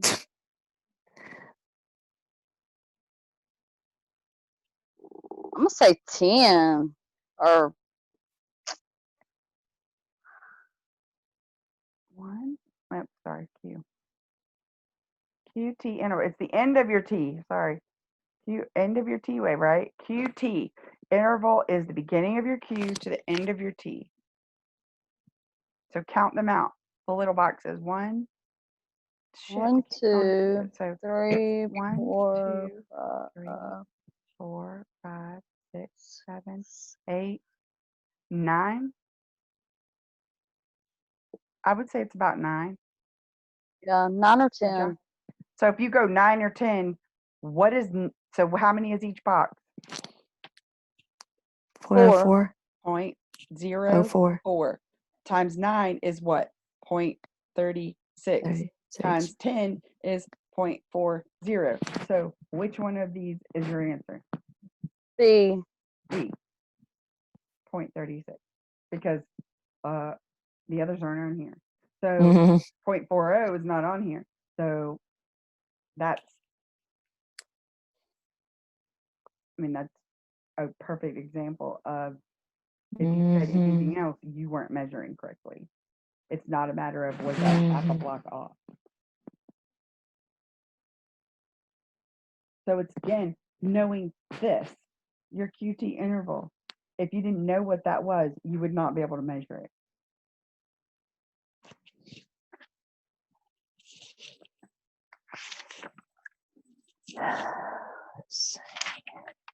So the P wave shown in this image here is best described as So you don't know what you know what inverted means. You know what notched means. Pointed.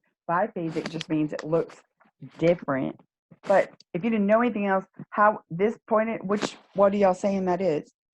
The P wave shown in this Pointed. image is best described as Pointed. pointed.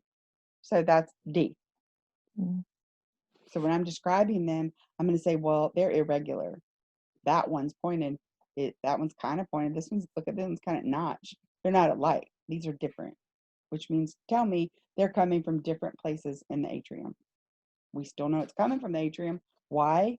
Because there's a P wave. Is this Mm-hmm. rhythm coming from the atrium? Mm-mm.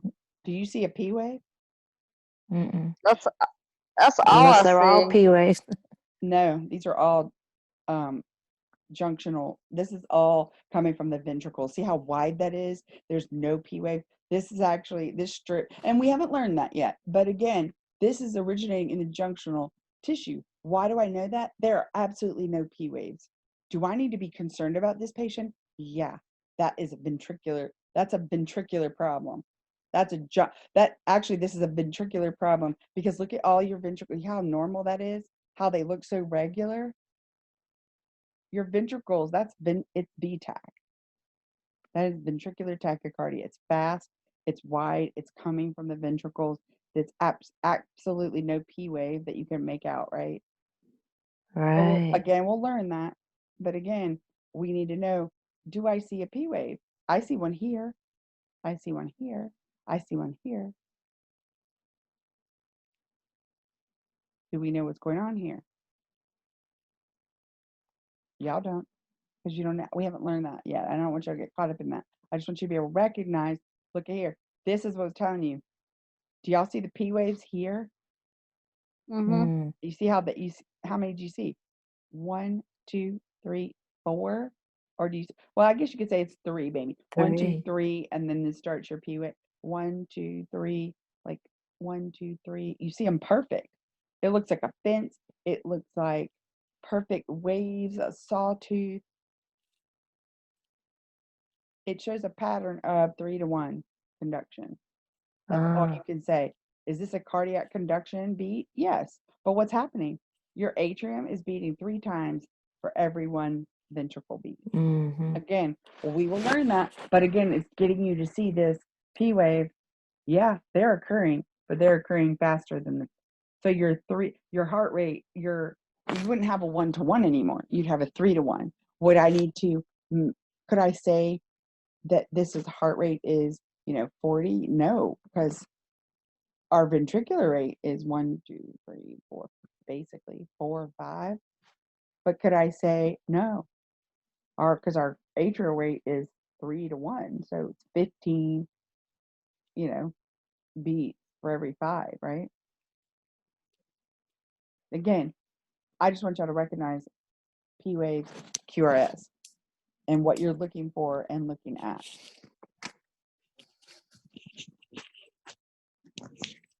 Let's go back here. Oh, we looked at that one already.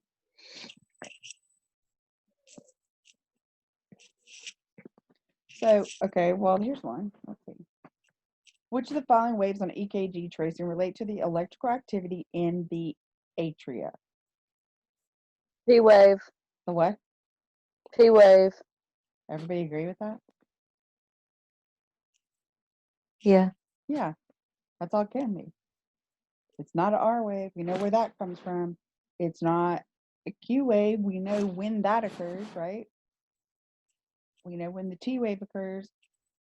Only thing associated with the atria is the P wave.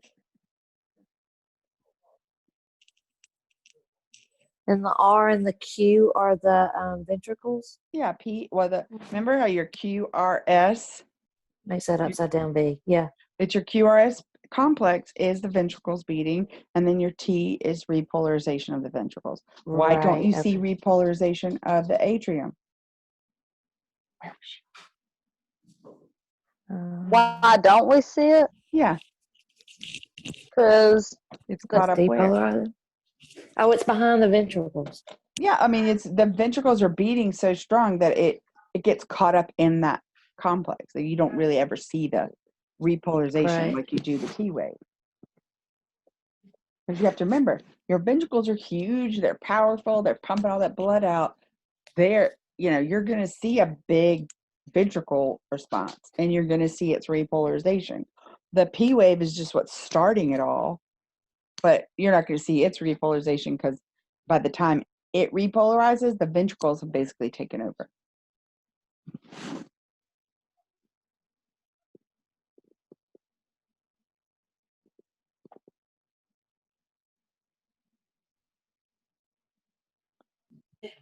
All right with me. I gotta sit down. Let's see. Y'all want to just go through the review sheet? Yes, ma'am. Yeah, that'd be good. I think I've got it. But Hi, Dee. What's it doing?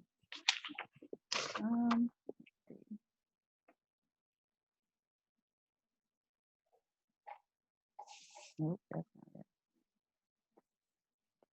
So did we do We that? already did Yeah. that.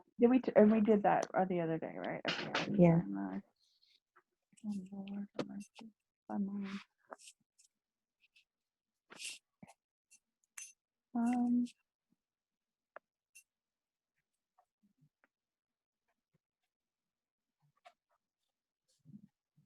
Okay. I found mine.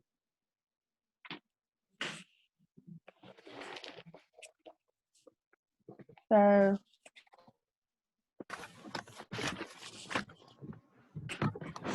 y'all tell me what they are. Like, what do we need to know about the cardiac conduction system? What is it? It's it it's a initiates electrical pathway. impulses, So it's pathway of conducts electrical impulses. yeah. Where? Through the heart. The heart. Right. So tell me what the parts are in a normal path. Where does it start? Where does it go? The electrical part.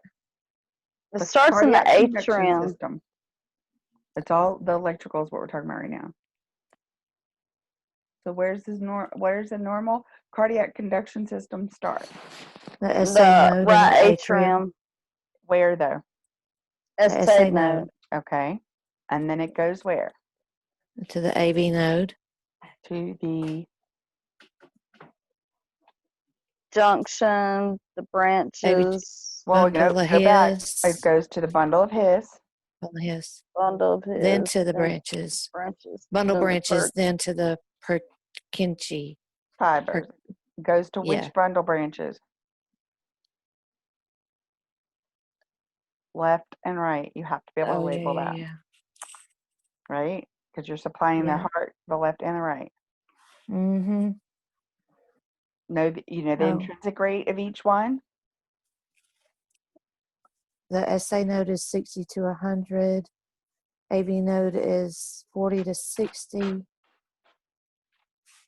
Bundle of His is 40 to 60.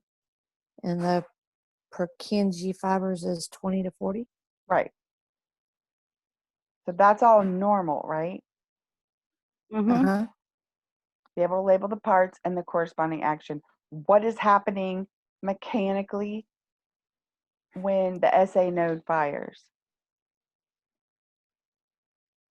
The atrium's contracting. Right? What is happening mechanically when the bundle of His is like firing? It's slowing down. Ventricles. But where is it? Mechanically, what is happening? It's repolarizing. What is? No, not It's- yet. Where's your bundle of His located? In between the left and right in the septum. It's in the middle. It's in the septum. Is it in the atrium or the ventricles? Oh, the ventricles. So is it up No, I'm top sorry. in the ventricles or is it down below? At Top. top. So what is happening mechanically when that fires? When the bundle of His fires? It's Oh, see, this is my Mechanically. problem. I know what it's No. doing, but I can't put it into words. Yes, you can, because you just told me what the atrium was doing when the SA node fires. When the bundle of His is firing, what is happening? It's sending the signal to the bundle Bundle branches. branches. To do what? See, there it is. Your electrical and your mechanical match. What is happening electrically in the SA node? It's firing, right? Mm-hmm. And mechanically, it's causing the atrium to do what? Mechanically. Remember, your Contract. mechanical is the parts that move. To pump and contract. So SA node is causing the atrium to Contract. Contract. So then the electrical flows down, and once it gets into the ventricles, it goes into the bundle of His. What mechanically is happening? I don't know. The ventricles are contracting. Well, we said that Said already. that. I didn't hear that. Yeah, we said That's contraction. why we were like, Contraction of the ventricles, right? Because you could only have mechanically. What are the things that are happening in the heart? Atrial contraction, ventricular contraction, and your valves, they move. That's mechanical, right? right. Those are the mechanical actions. The electrical actions are the SA node, AV, bundle of His, down. So you got an electrical path and a corresponding mechanical action, right? To just know that. Know the electrical activity and its corresponding mechanical action. So what's the mechanical action of the electrical activity in the T wave?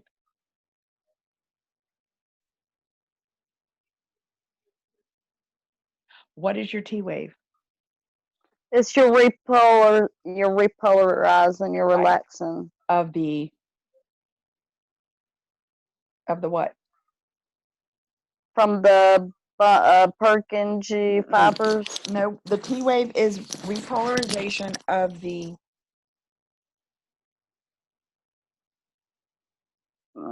atrium or ventricle. What's the only two things that repolarize? Ventricle. Right. So your T wave is repolarization of the ventricles, right? Electrically, you see that T wave, but mechanically, we know what's happening. Ventricular repolarization.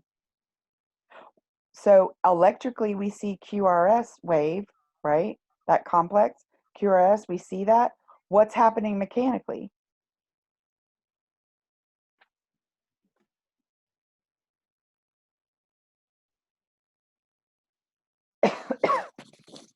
What is that representing? The QRS complex. Your ventricles. Yeah, they're doing what? It's that deep breath. What do you mean? When we take that deep breath and the contraction is flowing. What does that have to do with breath? I don't know. I thought that's what you had told us a long time ago. Maybe I was wrong. We just talked about it just a few minutes ago. Like, what's happening in the QRS?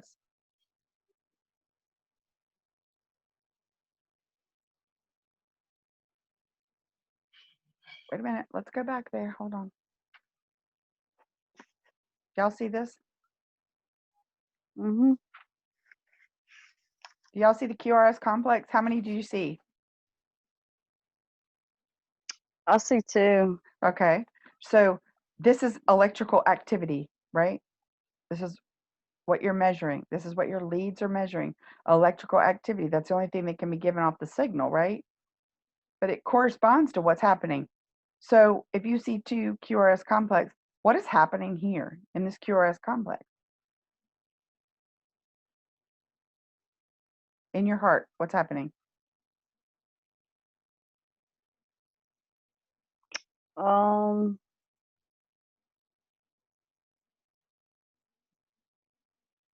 What's happening here in your P wave? There's a P wave, right? Mm-hmm. What is happening here? Your SA node is firing. And causing what? Contraction. of the, Atrium. so then it flows down, right? And the electrical activity goes down and causes a firing of the what? Ventricle. Okay, right. So you got your atrium and your ventricles. So electrically, you're seeing QRS, right? Mechanically, what is happening in your heart when you see that? Our ventricles Are beating. contracting. The Are ventricles contracting. are contracting.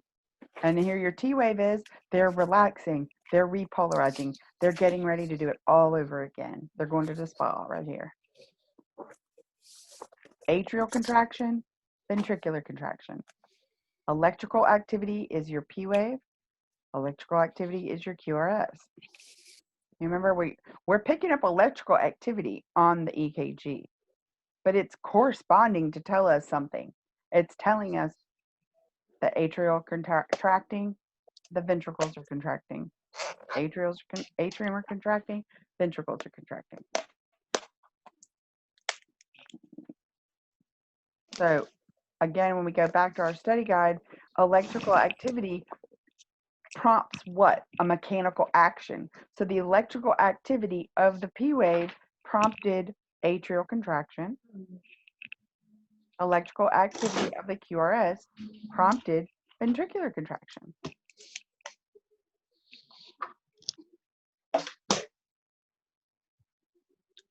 That's why you have a pathway. After it leaves the Purkinje fibers, it recovers and it starts all over again.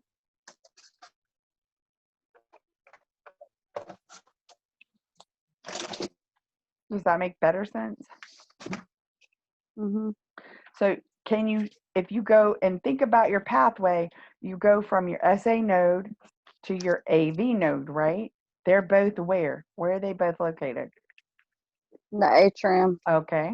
Then your bundle of His, your Purkinje fibers, your left and right bundle branches, where are they all located? Ventricles. In the middle. In the ventricles. Ventricles. I want to know atrium or ventricles. Where are they located? In the ventricles. Your SA node, your AV node are located in atrium. We're only talking about two parts of the heart. Heart beats, what two parts are beating? Atrium and the ventricles, right? That's where you get the bump bump. They have to beat differently so they don't fill up and contract at the same time. But what's causing that beat? Electrical activity down the pathway. So if you didn't have any P wave and you didn't have any P wave at all, do you think your atrium would be contracting? No. No. If the first thing you saw or the only thing you saw was a QRS, are your atrium contracting? No. Are your ventricles? Yes. If all you saw is P waves and no QRS, are your atrium contracting? Yeah. Are your ventricles? No. No. Do you live? No. Absolutely not. That means that signal is being generated, but it just doesn't make it. It's not strong enough. Mechanically, the heart's not contracting and pushing blood out. Because remember, we talked about blood flow. It all started right there. It has to be pumped through. So you kind of have to think about what's going on in the heart when the blood's flowing, what's causing the heart to pump, to move the blood, and what's happening mechanically to do that, what's happening electrically to do that. Your SA node has to generate that electrical activity, or else something else along the pathway is going to pick it up. It's a constant flow of electricity. It's like a constant circle. If you plug a cord into an outlet and then you plug an extension cord and you come all the way back and you plug it into that outlet, it's going in a full circle, right? Electricity starting here at the outlet and through three electric, cords, it's plugging back into the outlet. It's making a full electrical circuit. But if I unplug it in the middle, is it going to make the full circuit back? No. Electricity is only going to go so far. That's what's happening in your heartbeat. Atrial contraction, Ventricular contraction. That's why we know what's happening. The atrium is firing here. Are y'all seeing this picture, the white one? Mm-hmm. Okay. Yes. Atrium are firing here. Ventricles are firing. So you basically have your SA node here, right? Starting. So your SA node fires. The electrical energy goes along the pathway. It goes here. Obviously, it's leaving the AV node, right? And it's going where? Into the ventricles, into the AV junction, the bundle of His. It's causing the ventricles to fire here. It's going through down to the Purkinje fibers and then back out. Then it goes and it kind of recovers. And then guess what happens? It's going right back over to the SA node. It's electrical circuit. Electrical circuit that's causing a mechanical action. Atrium, ventricles, depolarization right here, repolarization. You can't see this repolarization because it's in here. Depolarization, depolarization, repolarization. SA node, AV node.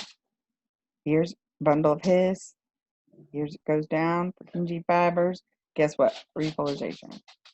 Every electrical change causes a mechanical action.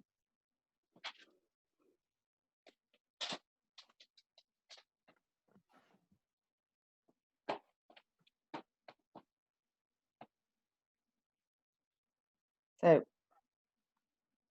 let's take this. So are we good with that cardiac conduction system? Mm-hmm. That full circle electrical activity from SA to Purkinje is known as the cardiac conduction system.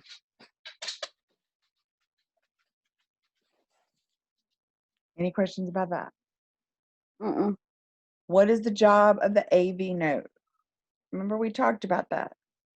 SA node fires, it goes down to the AV node. What's the intrinsic rate of the AV node? 40 to 60. So we know what happens during that travel through the atrium. What happens to that impulse? It slows down, right? Mm-hmm. So what's the job of the AV node? It allows the atrium to empty the blood and then the ventricles to fill before they contract. Right. So the job of the AV node is to basically slow it down, delay that conduction a little bit, right?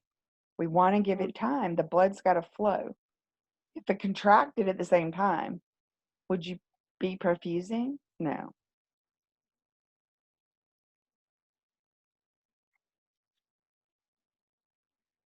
SA node, what is it called? It's called the what? Nickname. Pacemaker. Primary pacemaker. Right. And where's it located? In the right, in the right atrium. And why is it important? Control It's my heart the rate, right?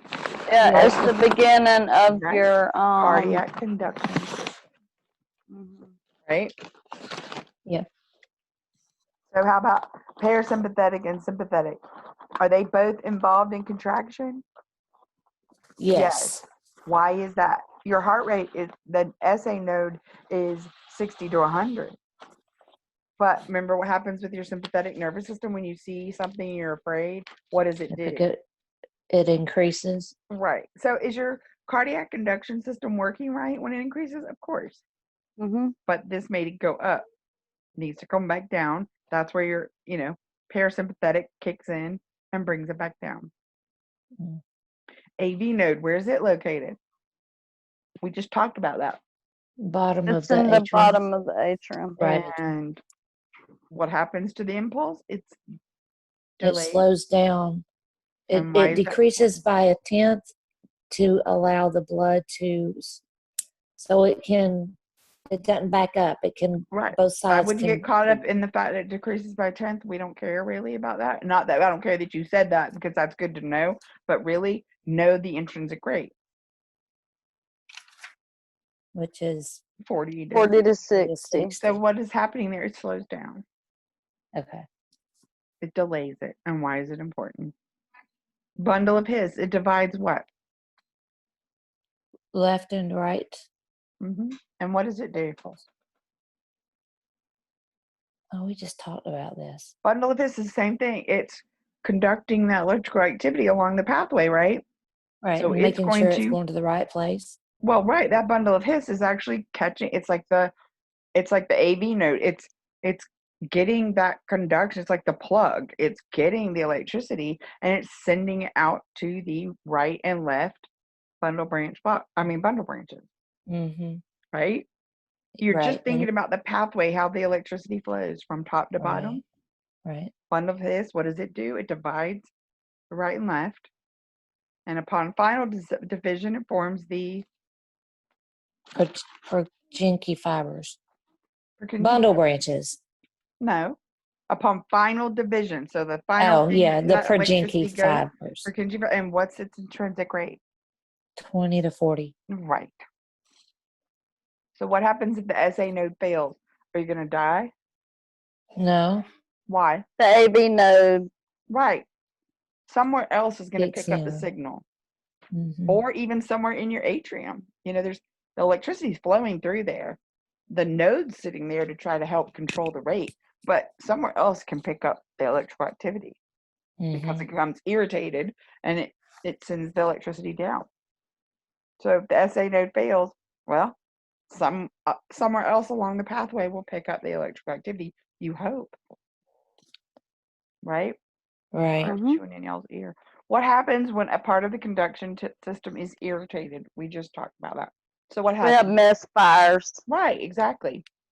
So a spot in my atrium got irritated by something. Maybe it's just some jacked up cells, and it misfires and causes like a what they call wandering atrial pacemaker because it's still firing in the atrium, but it's firing from different spots, so it's going to look different.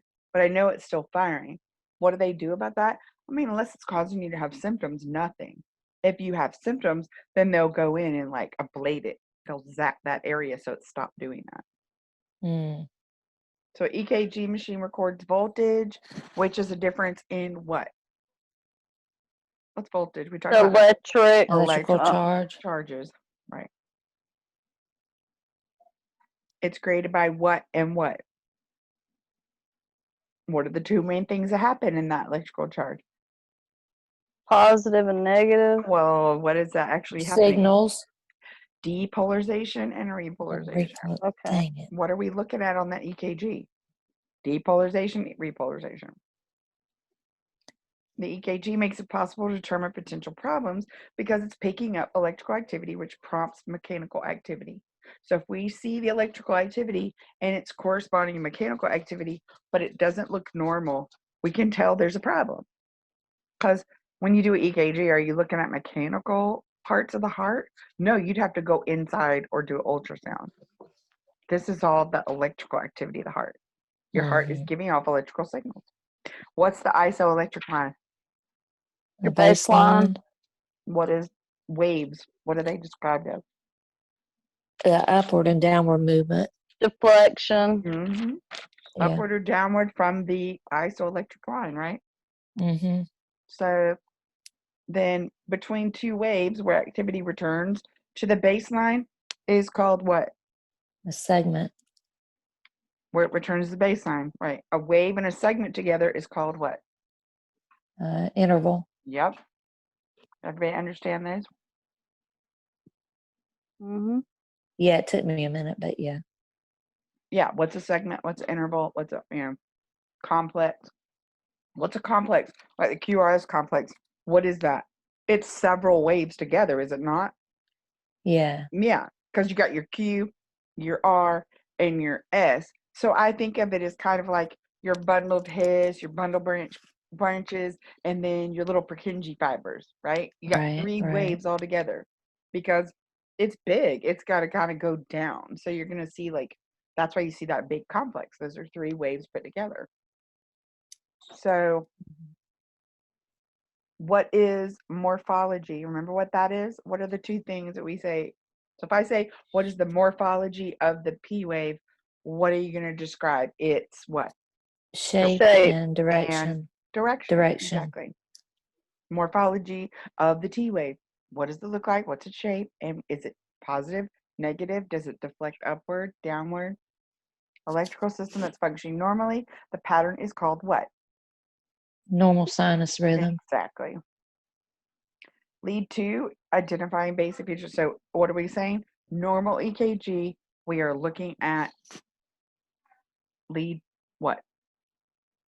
Oh, 2. Well, 2, right. That's just a statement. You see, when I do these study guides, it's basically like I'm either asking you something or to know it or describe it. Lead 2 identifies basic features. Okay, we know that. U wave, is that normal? Do you normally see a U wave? Sometimes. But Not normally. if you do, what should you do? Tell it, doctor, Right. immediately. Because it's sometimes visible, but it's usually abnormal when it's visible. So if it's large, that could indicate decreased potassium. If it's large and like positive, but if it's like negative or like goes below, that can indicate like heart disease. Are we able to diagnose that? No. Are we going to see that on the test and have to measure it? No. What do we need to know about it? If we see it, we need to just show it to the doctor because Right. that's not normal. Now, electrical change in a normal heart matches a mechanical action. That's just what we were talking about before. Electrical change equals a mechanical action. So describe much as possible. Do we need to go through that? Like P wave, QRS, T wave. We've probably described those to death. But P wave, y'all know what that is. QRS, what is it supposed to look like? It's supposed to be Tell her narrow, if she's not being respectful, right? then she can sleep in the fucking yard for all I care. Well, I'm not sleeping in the fucking Oh. yard, that's for sure.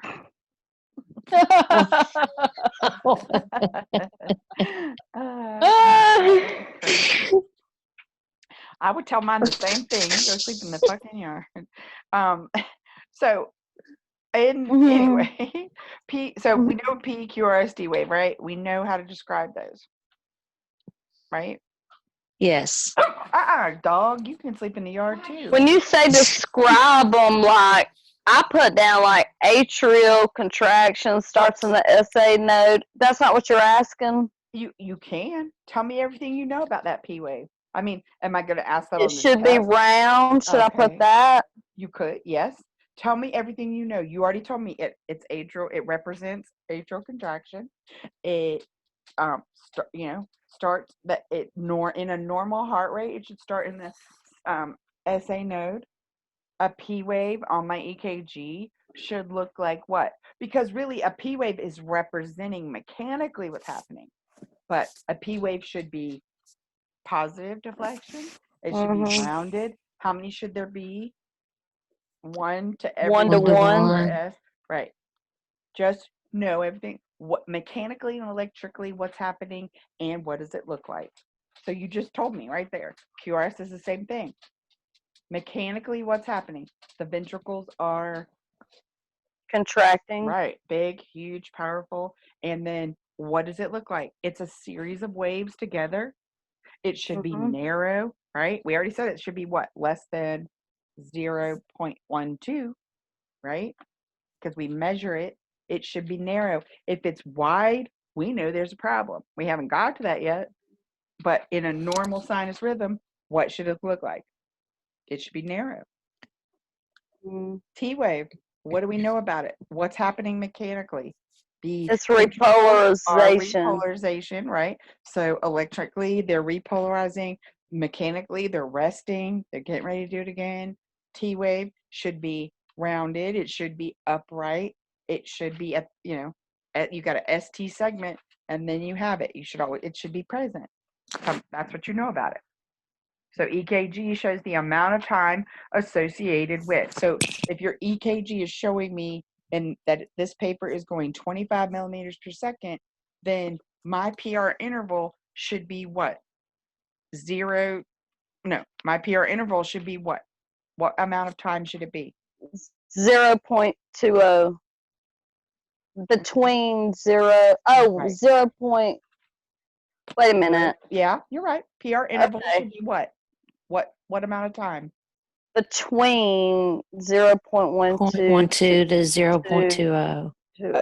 0.12 what? millimeters, 20. millimeters per second, right?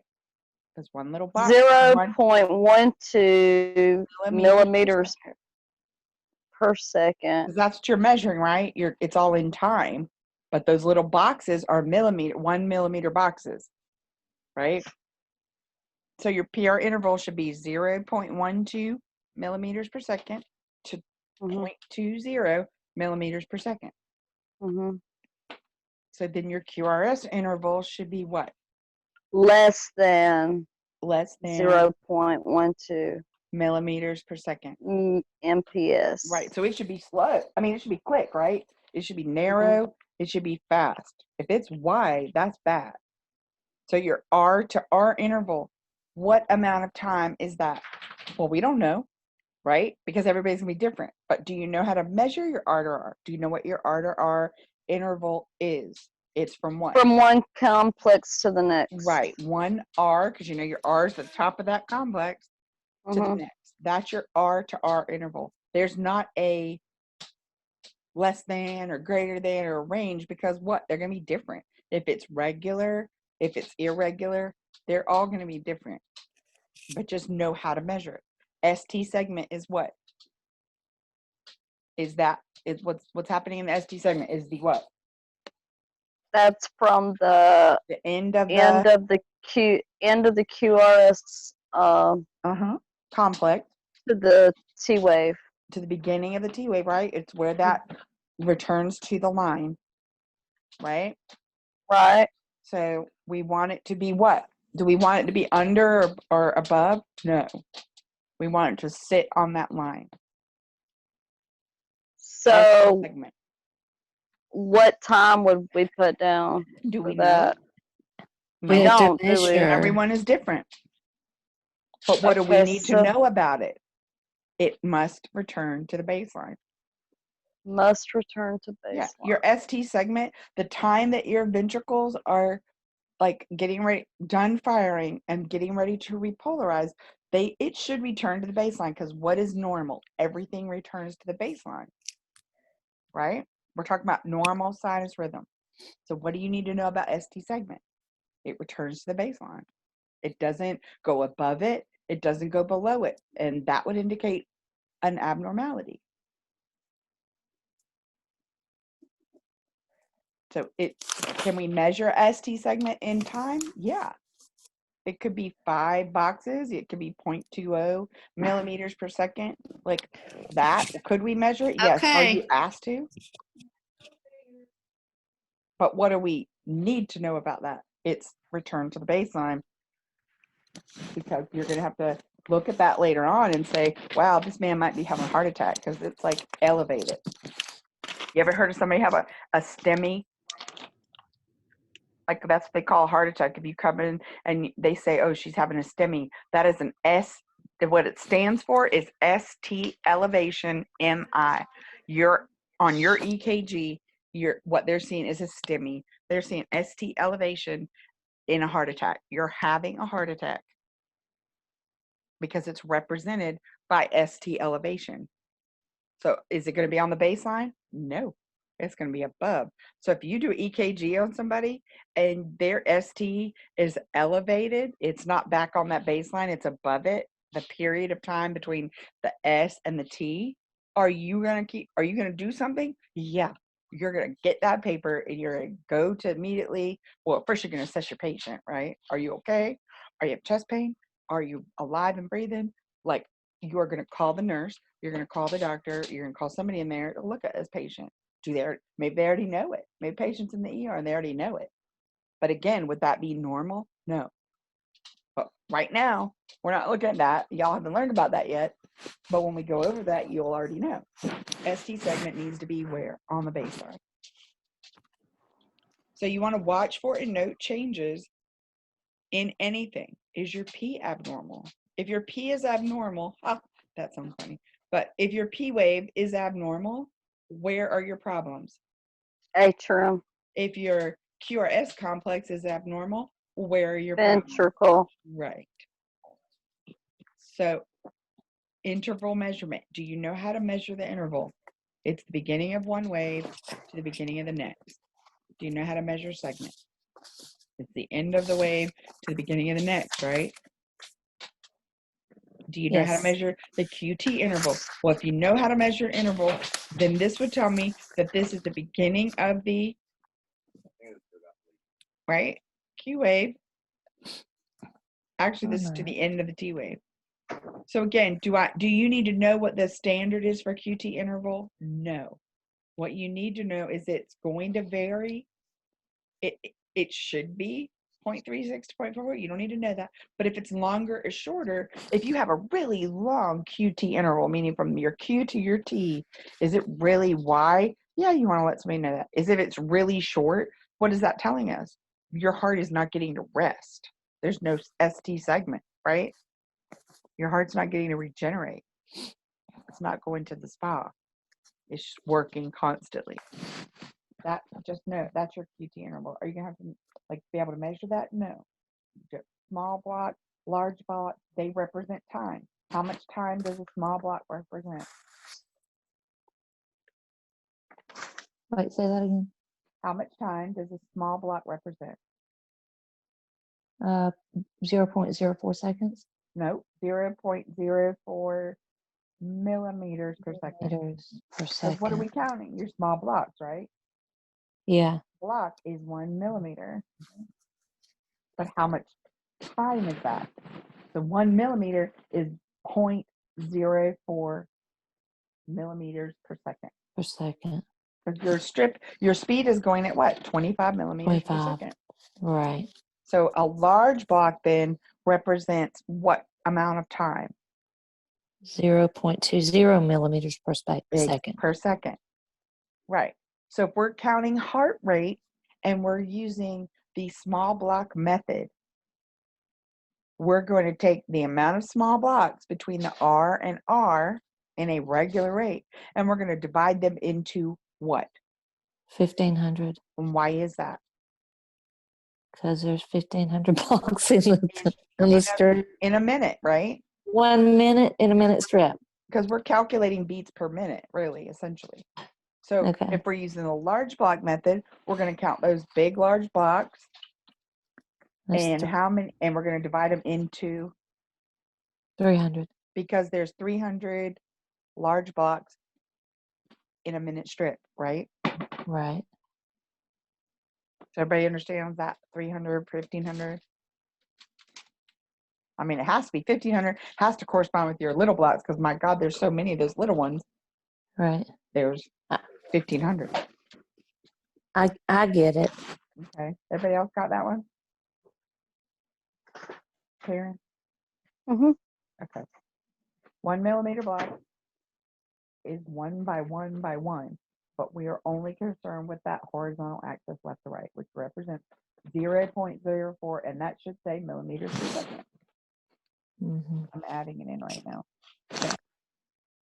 So the darker line, every fifth block represents the larger block, 5 millimeters wide, 5 millimeters high. But do we care about the height? No. And that should say millimeters per second as well, which I'm putting it in there.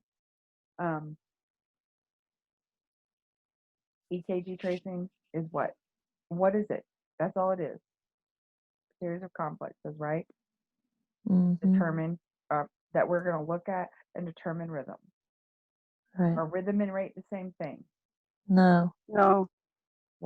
So if you have all these complexes on your EKG and you determine the rate is 60 and everything is perfect, what are we calling that? What kind of rhythm? Normal sinus rhythm. Right. The rhythm and rate are not the same. 6-second cardiac activity equals 30 large blocks, right? Mm-hmm. So you need those blocks. And also, if you look on your paper, you can see the little tick marks at the top. Those represent 3 seconds. So if you can get both of them, you know how many complexes are in between. Do you know how the 6 steps in rhythm identification? Get your heart rate. Ask yourself 1, what's the heart rate? Ask yourself 2, is it? Can you Regular. right? It's a regular, Oh. irregular, Can you march it out? right? No. And then what? What's next? What are we looking at? P wave. P Is it wave. present? The shape. Then what? And is it 1-to-1? Is it 1-to-1? Good. And then what? We're going to evaluate. PR interval. Yep. And Then what the does that need to be? QRS. Oh, I'm sorry. And what should PR interval be? What should it be? 0.12 to Mm-hmm. 0.20. Yep. Then we're going to look at the QRS complex, right? Mm-hmm. We're going to measure it. Well, so it needs to be less than 1.2. 0.12. 0.12. So then our next step is just to analyze it. So what have we learned so far? It's either normal sinus rhythm, it's either sinus rhythm, or sinus bradycardia. Could it be sinus arrhythmia? Yeah, that means it's not normal, but it has all the parts. It's just irregular, right? So if it's irregular, you're just going to call it arrhythmia, right? Mm-hmm. How about sinus tachycardia? It all looks perfect. It's just really fast. That's what we know so far. So when you identify it with, we have all these parts. If my rate is constant, my P looks good, my PR interval is perfect, my QRS is good, all we can say is it's normal sinus rhythm, or it's sinus rhythm, or it's sinus bradycardia. Would it be normal sinus bradycardia? No, because normal is 60 to 100. Always ask yourself those Right. steps. Know the 3 methods of calculating the heart rate. Y'all know that. 6 second, 1500, divide by the little boxes between R to R, 300, divide by the big boxes. Calculating heart rate is based on ventricular rate, right? So it was 6 second, the 1500, and the 300. Uh-huh. And the 1500 could be called the small block, right? Small block method. And the 300 could be called the large block method, right? Right. Small block and large block. Or big block is what Yeah. it's called. The big darker one. Okay. So, when it says calculating the heart rate is based on ventricular rate, just that alone, y'all already know that, because what are you counting when you look at that 6 second strip? What are you counting when you go across? The complexes. Which complexes? The QRS. And that QRS. represents what? The Ventricular. ventricular. So are we not looking at ventricular rate, really? Yes, Yeah. we Counting are. is ours, right? So we're looking at ventricular rate. In a normal heart rate, the atrial rate and the ventricular rate are going to be the same, right? Because you're going to have 1-to-1. Mm-hmm. But that's not always the case if some things are irregular. If you don't have a QRS after the P wave, you're certainly not at the same rate, right? Then you'd have to count them separately and give an atrial rate, ventricular rate. But right now, for what we know, it should be 1-to-1. But we are actually, when you're counting those complexes, you're counting ventricular rate. Because honestly, without a ventricular rate, does it matter what your heart rate is?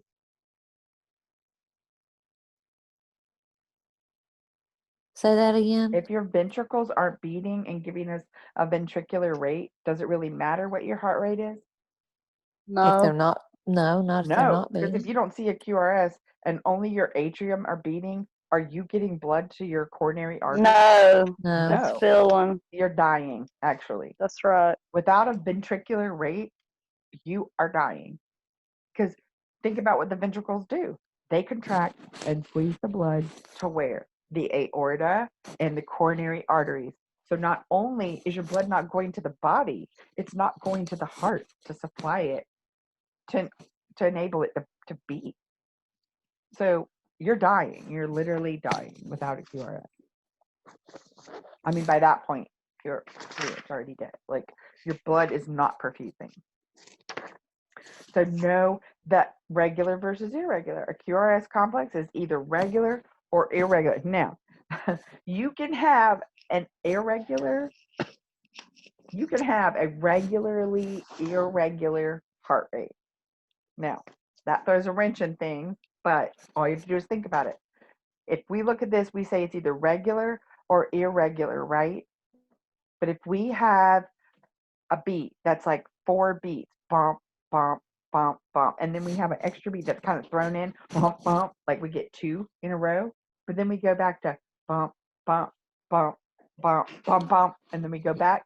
Is that a pattern? Yes. Is it regular? Yeah, It is, but it's not. but it's not. So we would call that regular.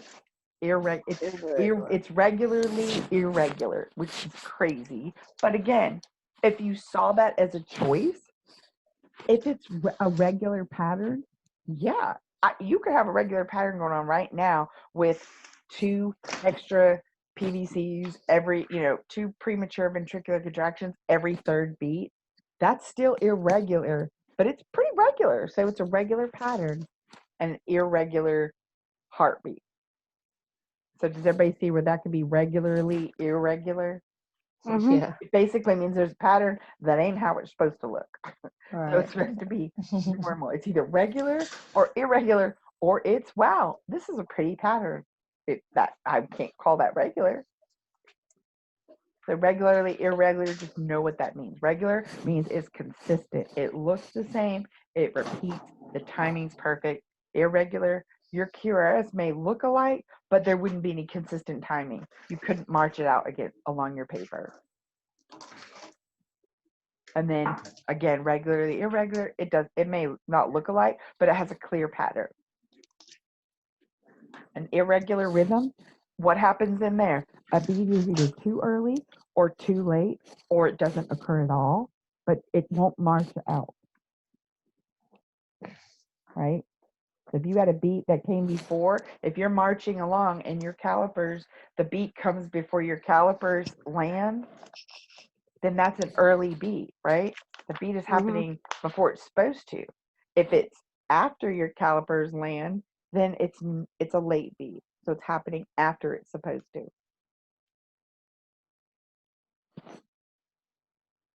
Again, we're just describing your P waves. I know this seems like a repetitive a lot, but it's basically just reiterating the same information. So what all do I need to know about P waves? We already said this. 1 to 1. We need to know if it's abnormal. What is its shape? Is it even there? Is it not round? Well, why not? What is it then? Is it pointed? Is it negative? Is it notched? PR interval begins and ends. We know that, right? Several abnormal rhythms have no PR interval, so they can't be measured, right? If you don't have a PR interval, can you measure that? No. What would you do about that? Document. Yeah. That's all you can do. So if you're a monitor tech and you have a rhythm that's not regular, or you can't measure your PR, well, what you gonna do? You're just gonna document it. You're gonna tell someone. If it's not there, you can't measure it. So the QRS, are you always gonna see a definite QR and S?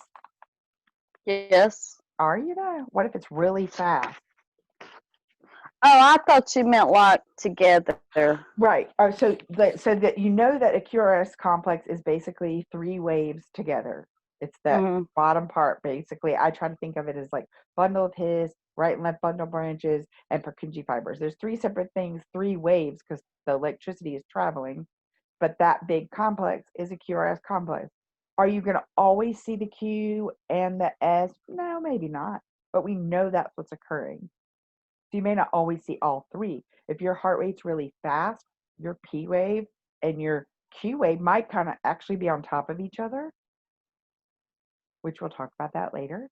But for now, just know that if you're a QRS complex, you may not always see all 3. And then when it says electrical changes equal mechanical action, do y'all understand what that means? And we talked about that earlier. Yeah. And then when you measured your PR intervals and you measured your QRS duration, like, does it make better sense when you go through, especially these practice ones at the end of the chapter, how to calculate heart rate, what to write for PR wave or PR interval and P wave, is it regular, and what your QRS is? because that's what we've done so far, and that is what normal should look like.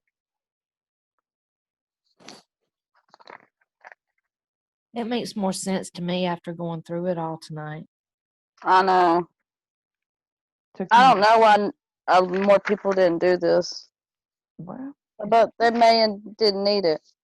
well, maybe I not. did. That's why I always say, if you don't, like, this is extra on my time too. So if you need it, then great. But if you're going to make 100, then good for you. Then you can't come at me later and say the test was too hard. Well, you weren't here. Like, honestly, I don't mean to be ugly, but I gave you opportunities Right. to get Well, extra help. Plus, I think it's hard anyway. So it is hard. But this seems like a lot. But it's really, when you break it down piece by piece, it's really not that difficult. What we're looking at is not. it's just a matter of learning and understanding. But it's not really hard. It's just a lot. And when you're trying to process it all so much in such a, what I feel like is a short amount of time. It is a short amount of time. I always say, like, wow. And I told them today, like, I'm glad they're letting us have like extra days or extra days classroom time and then lab time, because, but again, all this information breaks down to the fact that, can you look at that and tell me what's happening? Right. I truly think that by the end of this, I mean, even with our extra days, you know, those that are putting into it and trying to understand it, it's so much different. You can't just go in and learn this stuff to pass a test and expect to be able to do the job. And that's what I said from the beginning, when I don't give you stuff just to memorize, because honestly, if you don't know what's happening here with blood flow and with electrical activity, you can't know what's going on. That's why it's good to learn that to begin with. And then it makes learning this easier, because you can look at this and see, oh, my heart is beating. This is the electrical activity. It all has a corresponding activity. I love to look at this because I can tell you, oh, this person's doing great. This person's heart rate looks good. Their heart looks great electrically, mechanically. It's when you start to get into the ones that are all screwy that like really gets interesting, because then you have to kind of analyze them. But if you know what it's supposed to look like and you know what it's supposed to be doing, then it makes looking at the irregular stuff a whole lot easier. Yeah. So let me ask you this. You know, at the end of the day, everybody, well, I guess for me, you know, I started off doing the patient care technician thing, and then I'm ending it right here with the EKG thing. But in looking like through Indeed, I don't know if we would have to go like to specific places, but there's not a whole lot going on in the EKG field right now. Well, I think you have to go to facilities to do that. I think basically it is, if you work in a clinic, like a cardiologist office or a hospital or an outpatient like processing center where they hold your monitors or apply them, or your job is to do that in the doctor's office. This gives you just an extra skill to be able to do that, or a monitor tech in the hospital.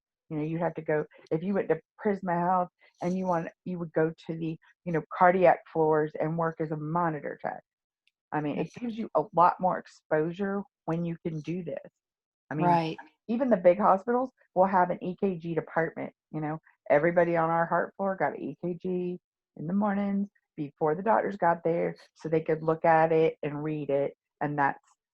But I don't think those jobs, they're not going to go through Indeed. They're going to go through their bank of people who either A, work there, or B, have applied and have certification. A lot of people get hired from like their clinical rotation. It just gives you more marketability if you have this certification.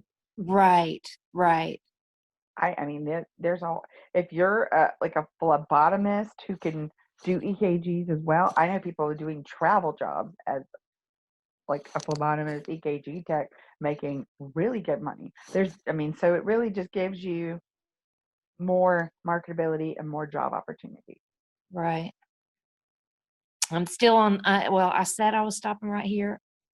I'm still on the fence about the phlebotomy thing. Why? I think that starts in July. I've just got a lot going on. So, and I think it's more, it's rather than, it's more like a personal issue than like a educational issue, because once you do that, you can just go. Hey, is it harder than this, the phlebotomy? No, this is the hardest class I feel like that you're going to take. For real? This is hard stuff. If y'all can pass this, it makes you so bankability, because this is not easy. Like, it's not, No. not everybody off the street can do this and look at it and know what's going on. That's why I've always said, wow, it's a lot in a little bit of time. But Yeah. that's why we start from the beginning. And I always feel like this mad rush at the end, because it's like, oh my God, we don't have much time. But again, if you understand what's going on up till now, chapter 9, where we really start looking at like all the abnormalities and all the like, oh my God, these crazy rhythms, you know what's happening. You already know that. Right. You can look So at we it. have a little extra time to get through chapter 9. Yeah, and we'll have, yes, because it'll give us extra review time. Because chapter 10 is just, I think I gave that as a take-home test last time, and the lab check-off there. In fact, I'm going to send out an email later, because they wanted to know, like, they're going to try to do it on like the 29th and 30th, and try to do either mornings or evenings, or just try to split y'all into like a group of 5 and a group of 6, or whenever's it's gonna work for y'all to go into the lab and do hands-on on like each other and the mannequin. So you'll have like one other person, because we can't all go into the lab at the same time, but we can split it up, because you just have to keep distance. But the school is starting to let that happen. They said, do you need class time? I said, if we can get a class time, that would be great, because I think looking at this stuff in like using the overhead, computer whiteboard, and being able to look at it and talk about what's going on in person does make a difference. But I mean, it's still no different than really doing it here. Would that be if they give you class time? Is that going to be like one day? Probably so. Just But I one day? actually asked if I think lab time is what y'all really need, is like be able to physically put your hands on the machine and the mannequin and a real person to do the EKG. So before you go to clinical, you will have that. But here's the other thing. I am not going anywhere. So literally last time they did clinical, our class day ended on December 10th. Then everybody started their clinicals, and they were done by like the 20. I think they took their exam on the 20. I want to say the 23rd. I don't know why I keep saying it, but everybody took their exam on the 23rd. But we were able to review that week before, because they did it ahead of time. Now, I do think having the exam close to the end of class helps, because the stuff stays fresh. But I think this may be a little bit different just because of the situation we're in. But whenever your certification exam is, you'll all take it together, I think. And we can review up till then. We can still review weekly up until then. However many times. We can go over these certification questions over and over. I have tons of them, over and over, so that you can figure out what you're doing wrong. Why is it right? Why is it wrong? Because when you go to the certification test, then it's going to be, easy as all get out, because you've looked at it, you understand what they're looking for. Right. It's not all about measuring these rhythms. You saw those questions. Look how many out of that sample test that I had pulled up. Look how many were actually had anything to do with measuring. Right. Not a lot.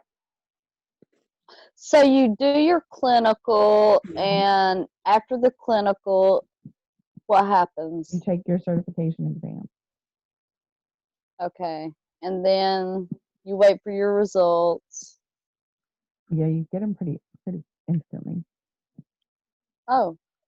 And then you're certified. So how long before you can apply for a job? Immediately.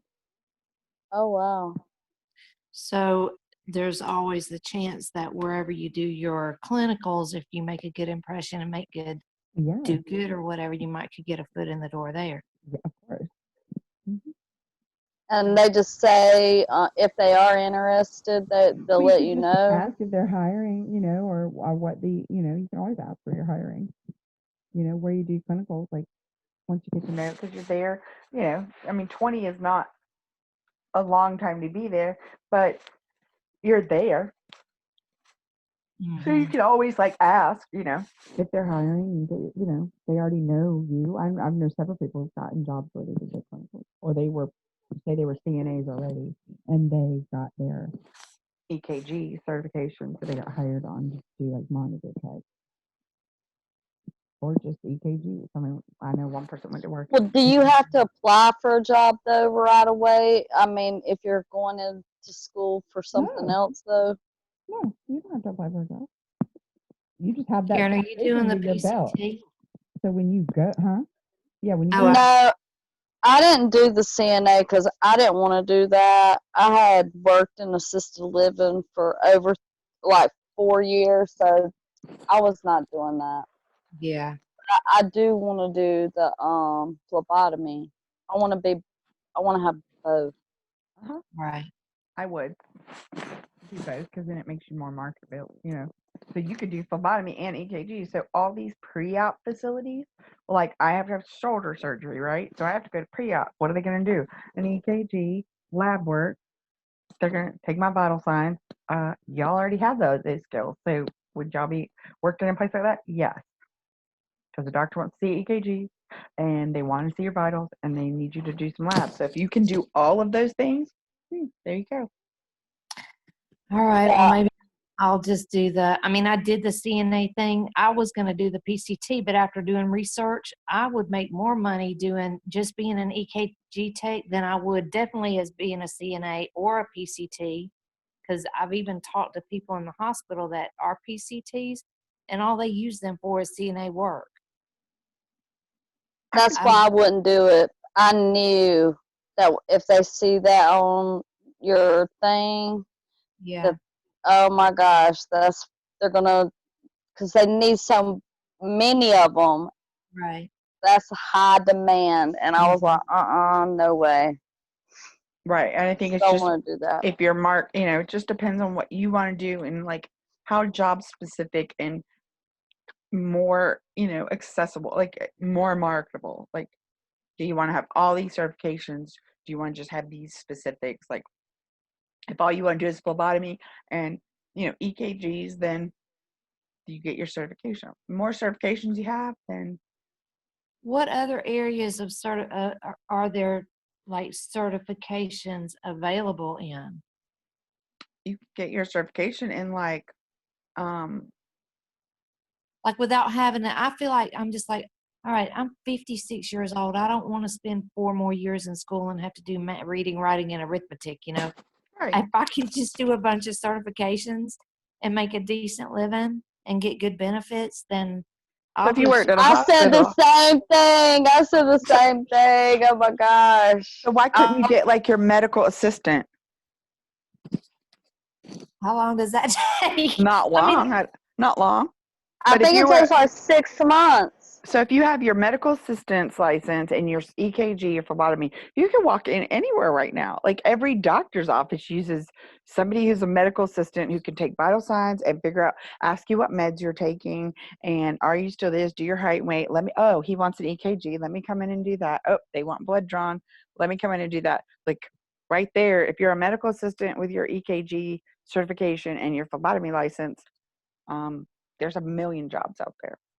and travel. Yep. You think there's travel jobs? Because One of I'd love the to do. like I said, one of the students in my last class was gonna do like travel phlebotomy, and EKG just helped her like get more jobs, more accessible jobs, because the more you can do, if a doctor's office only has to hire one person who can do all three things, then why wouldn't they hire that person over somebody who could only do phlebotomy? Right. Hmm. Yeah, that And makes perfect. phlebotomy's easy. Like, I mean, Basically, you just got to learn a bunch of the diseases, right? where phlebotomy? Hmm. Well, you need to learn blood-borne pathogens just for your own well-being, but that's not hard. Phlebotomy, and you just figure out like how to draw blood, what are you looking at. Like it's more of a skill I mean, yeah, I'm sure you have to learn a lot of, hepatitis. How's that going to affect me? What do I need to know about it?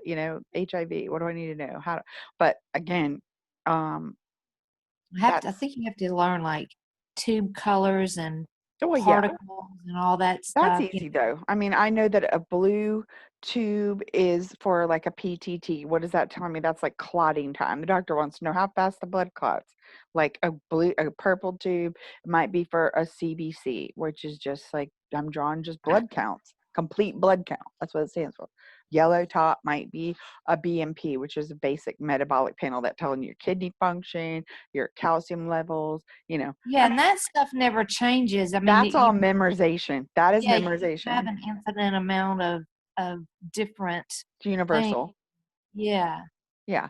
And that's again memorization. That's why I always say this class is always harder because it's not memorization. You have to learn this stuff.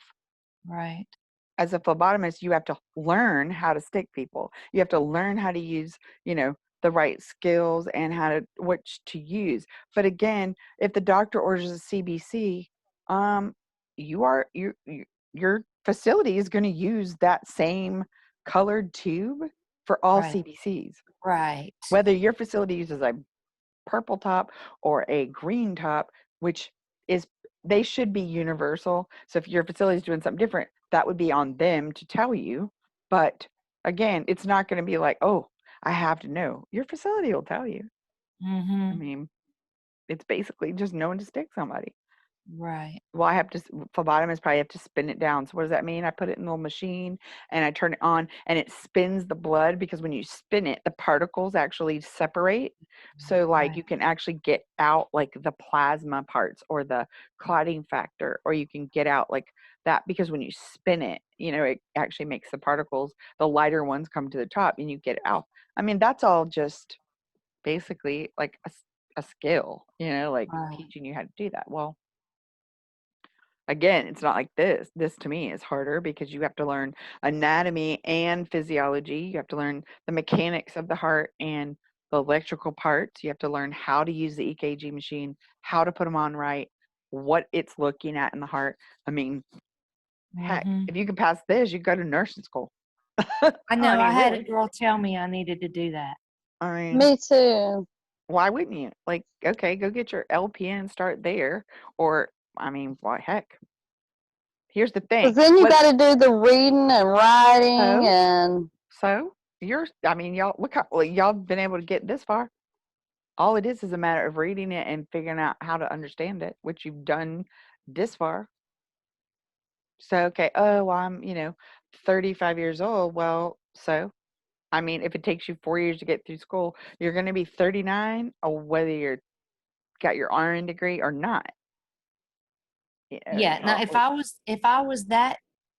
I was younger, then I would do that. But right. by the time I get out, I'll be approaching retirement age. Well, mhm. exactly. So, can you go and work in a facility as a like I know one of our students was she was a like one of the like people that do like the registration at the ER, but she could also float to like phlebotomy. So like if she came in and they didn't need her registration, but they needed her to do phlebotomy in the ER, then she could do both. But if she had EKG, then she could do all three. So really, she was more marketable. It just Right. gives her more of an opportunity to get a job because they're going to hire her over someone who can only do registration. Right. So here Yeah. I'm coming to be registration in the ER, but I can also do these other things. I have these certifications. Oh, well, that's great. Yeah. Okay. So I guess I mean, I I would really check don't have, I'm medical gonna, assistant. I think is a good start. yeah. If Oh, I can't get into phlebotomy, like because I had called my career coach and told him I wanted to do that, and if he can't get me in, then yeah, medical assistant will be my next one. Mm-hmm. right. Or get Are you both. doing, are you with SC Works? Mhm. Yeah. Who's your guy? Billy? Jeff. Oh, No, you're out of Jeff. what? He's out of like Walhalla area? No, he's Anderson. Oh, I think I met him first. I Is there ended up, different offices for different like counties? Yeah, I use the one in Clemson, and then there's one in Seneca up around, and then I know there's one in Anderson, and okay. I've also met my guy over in Easley too. Oh.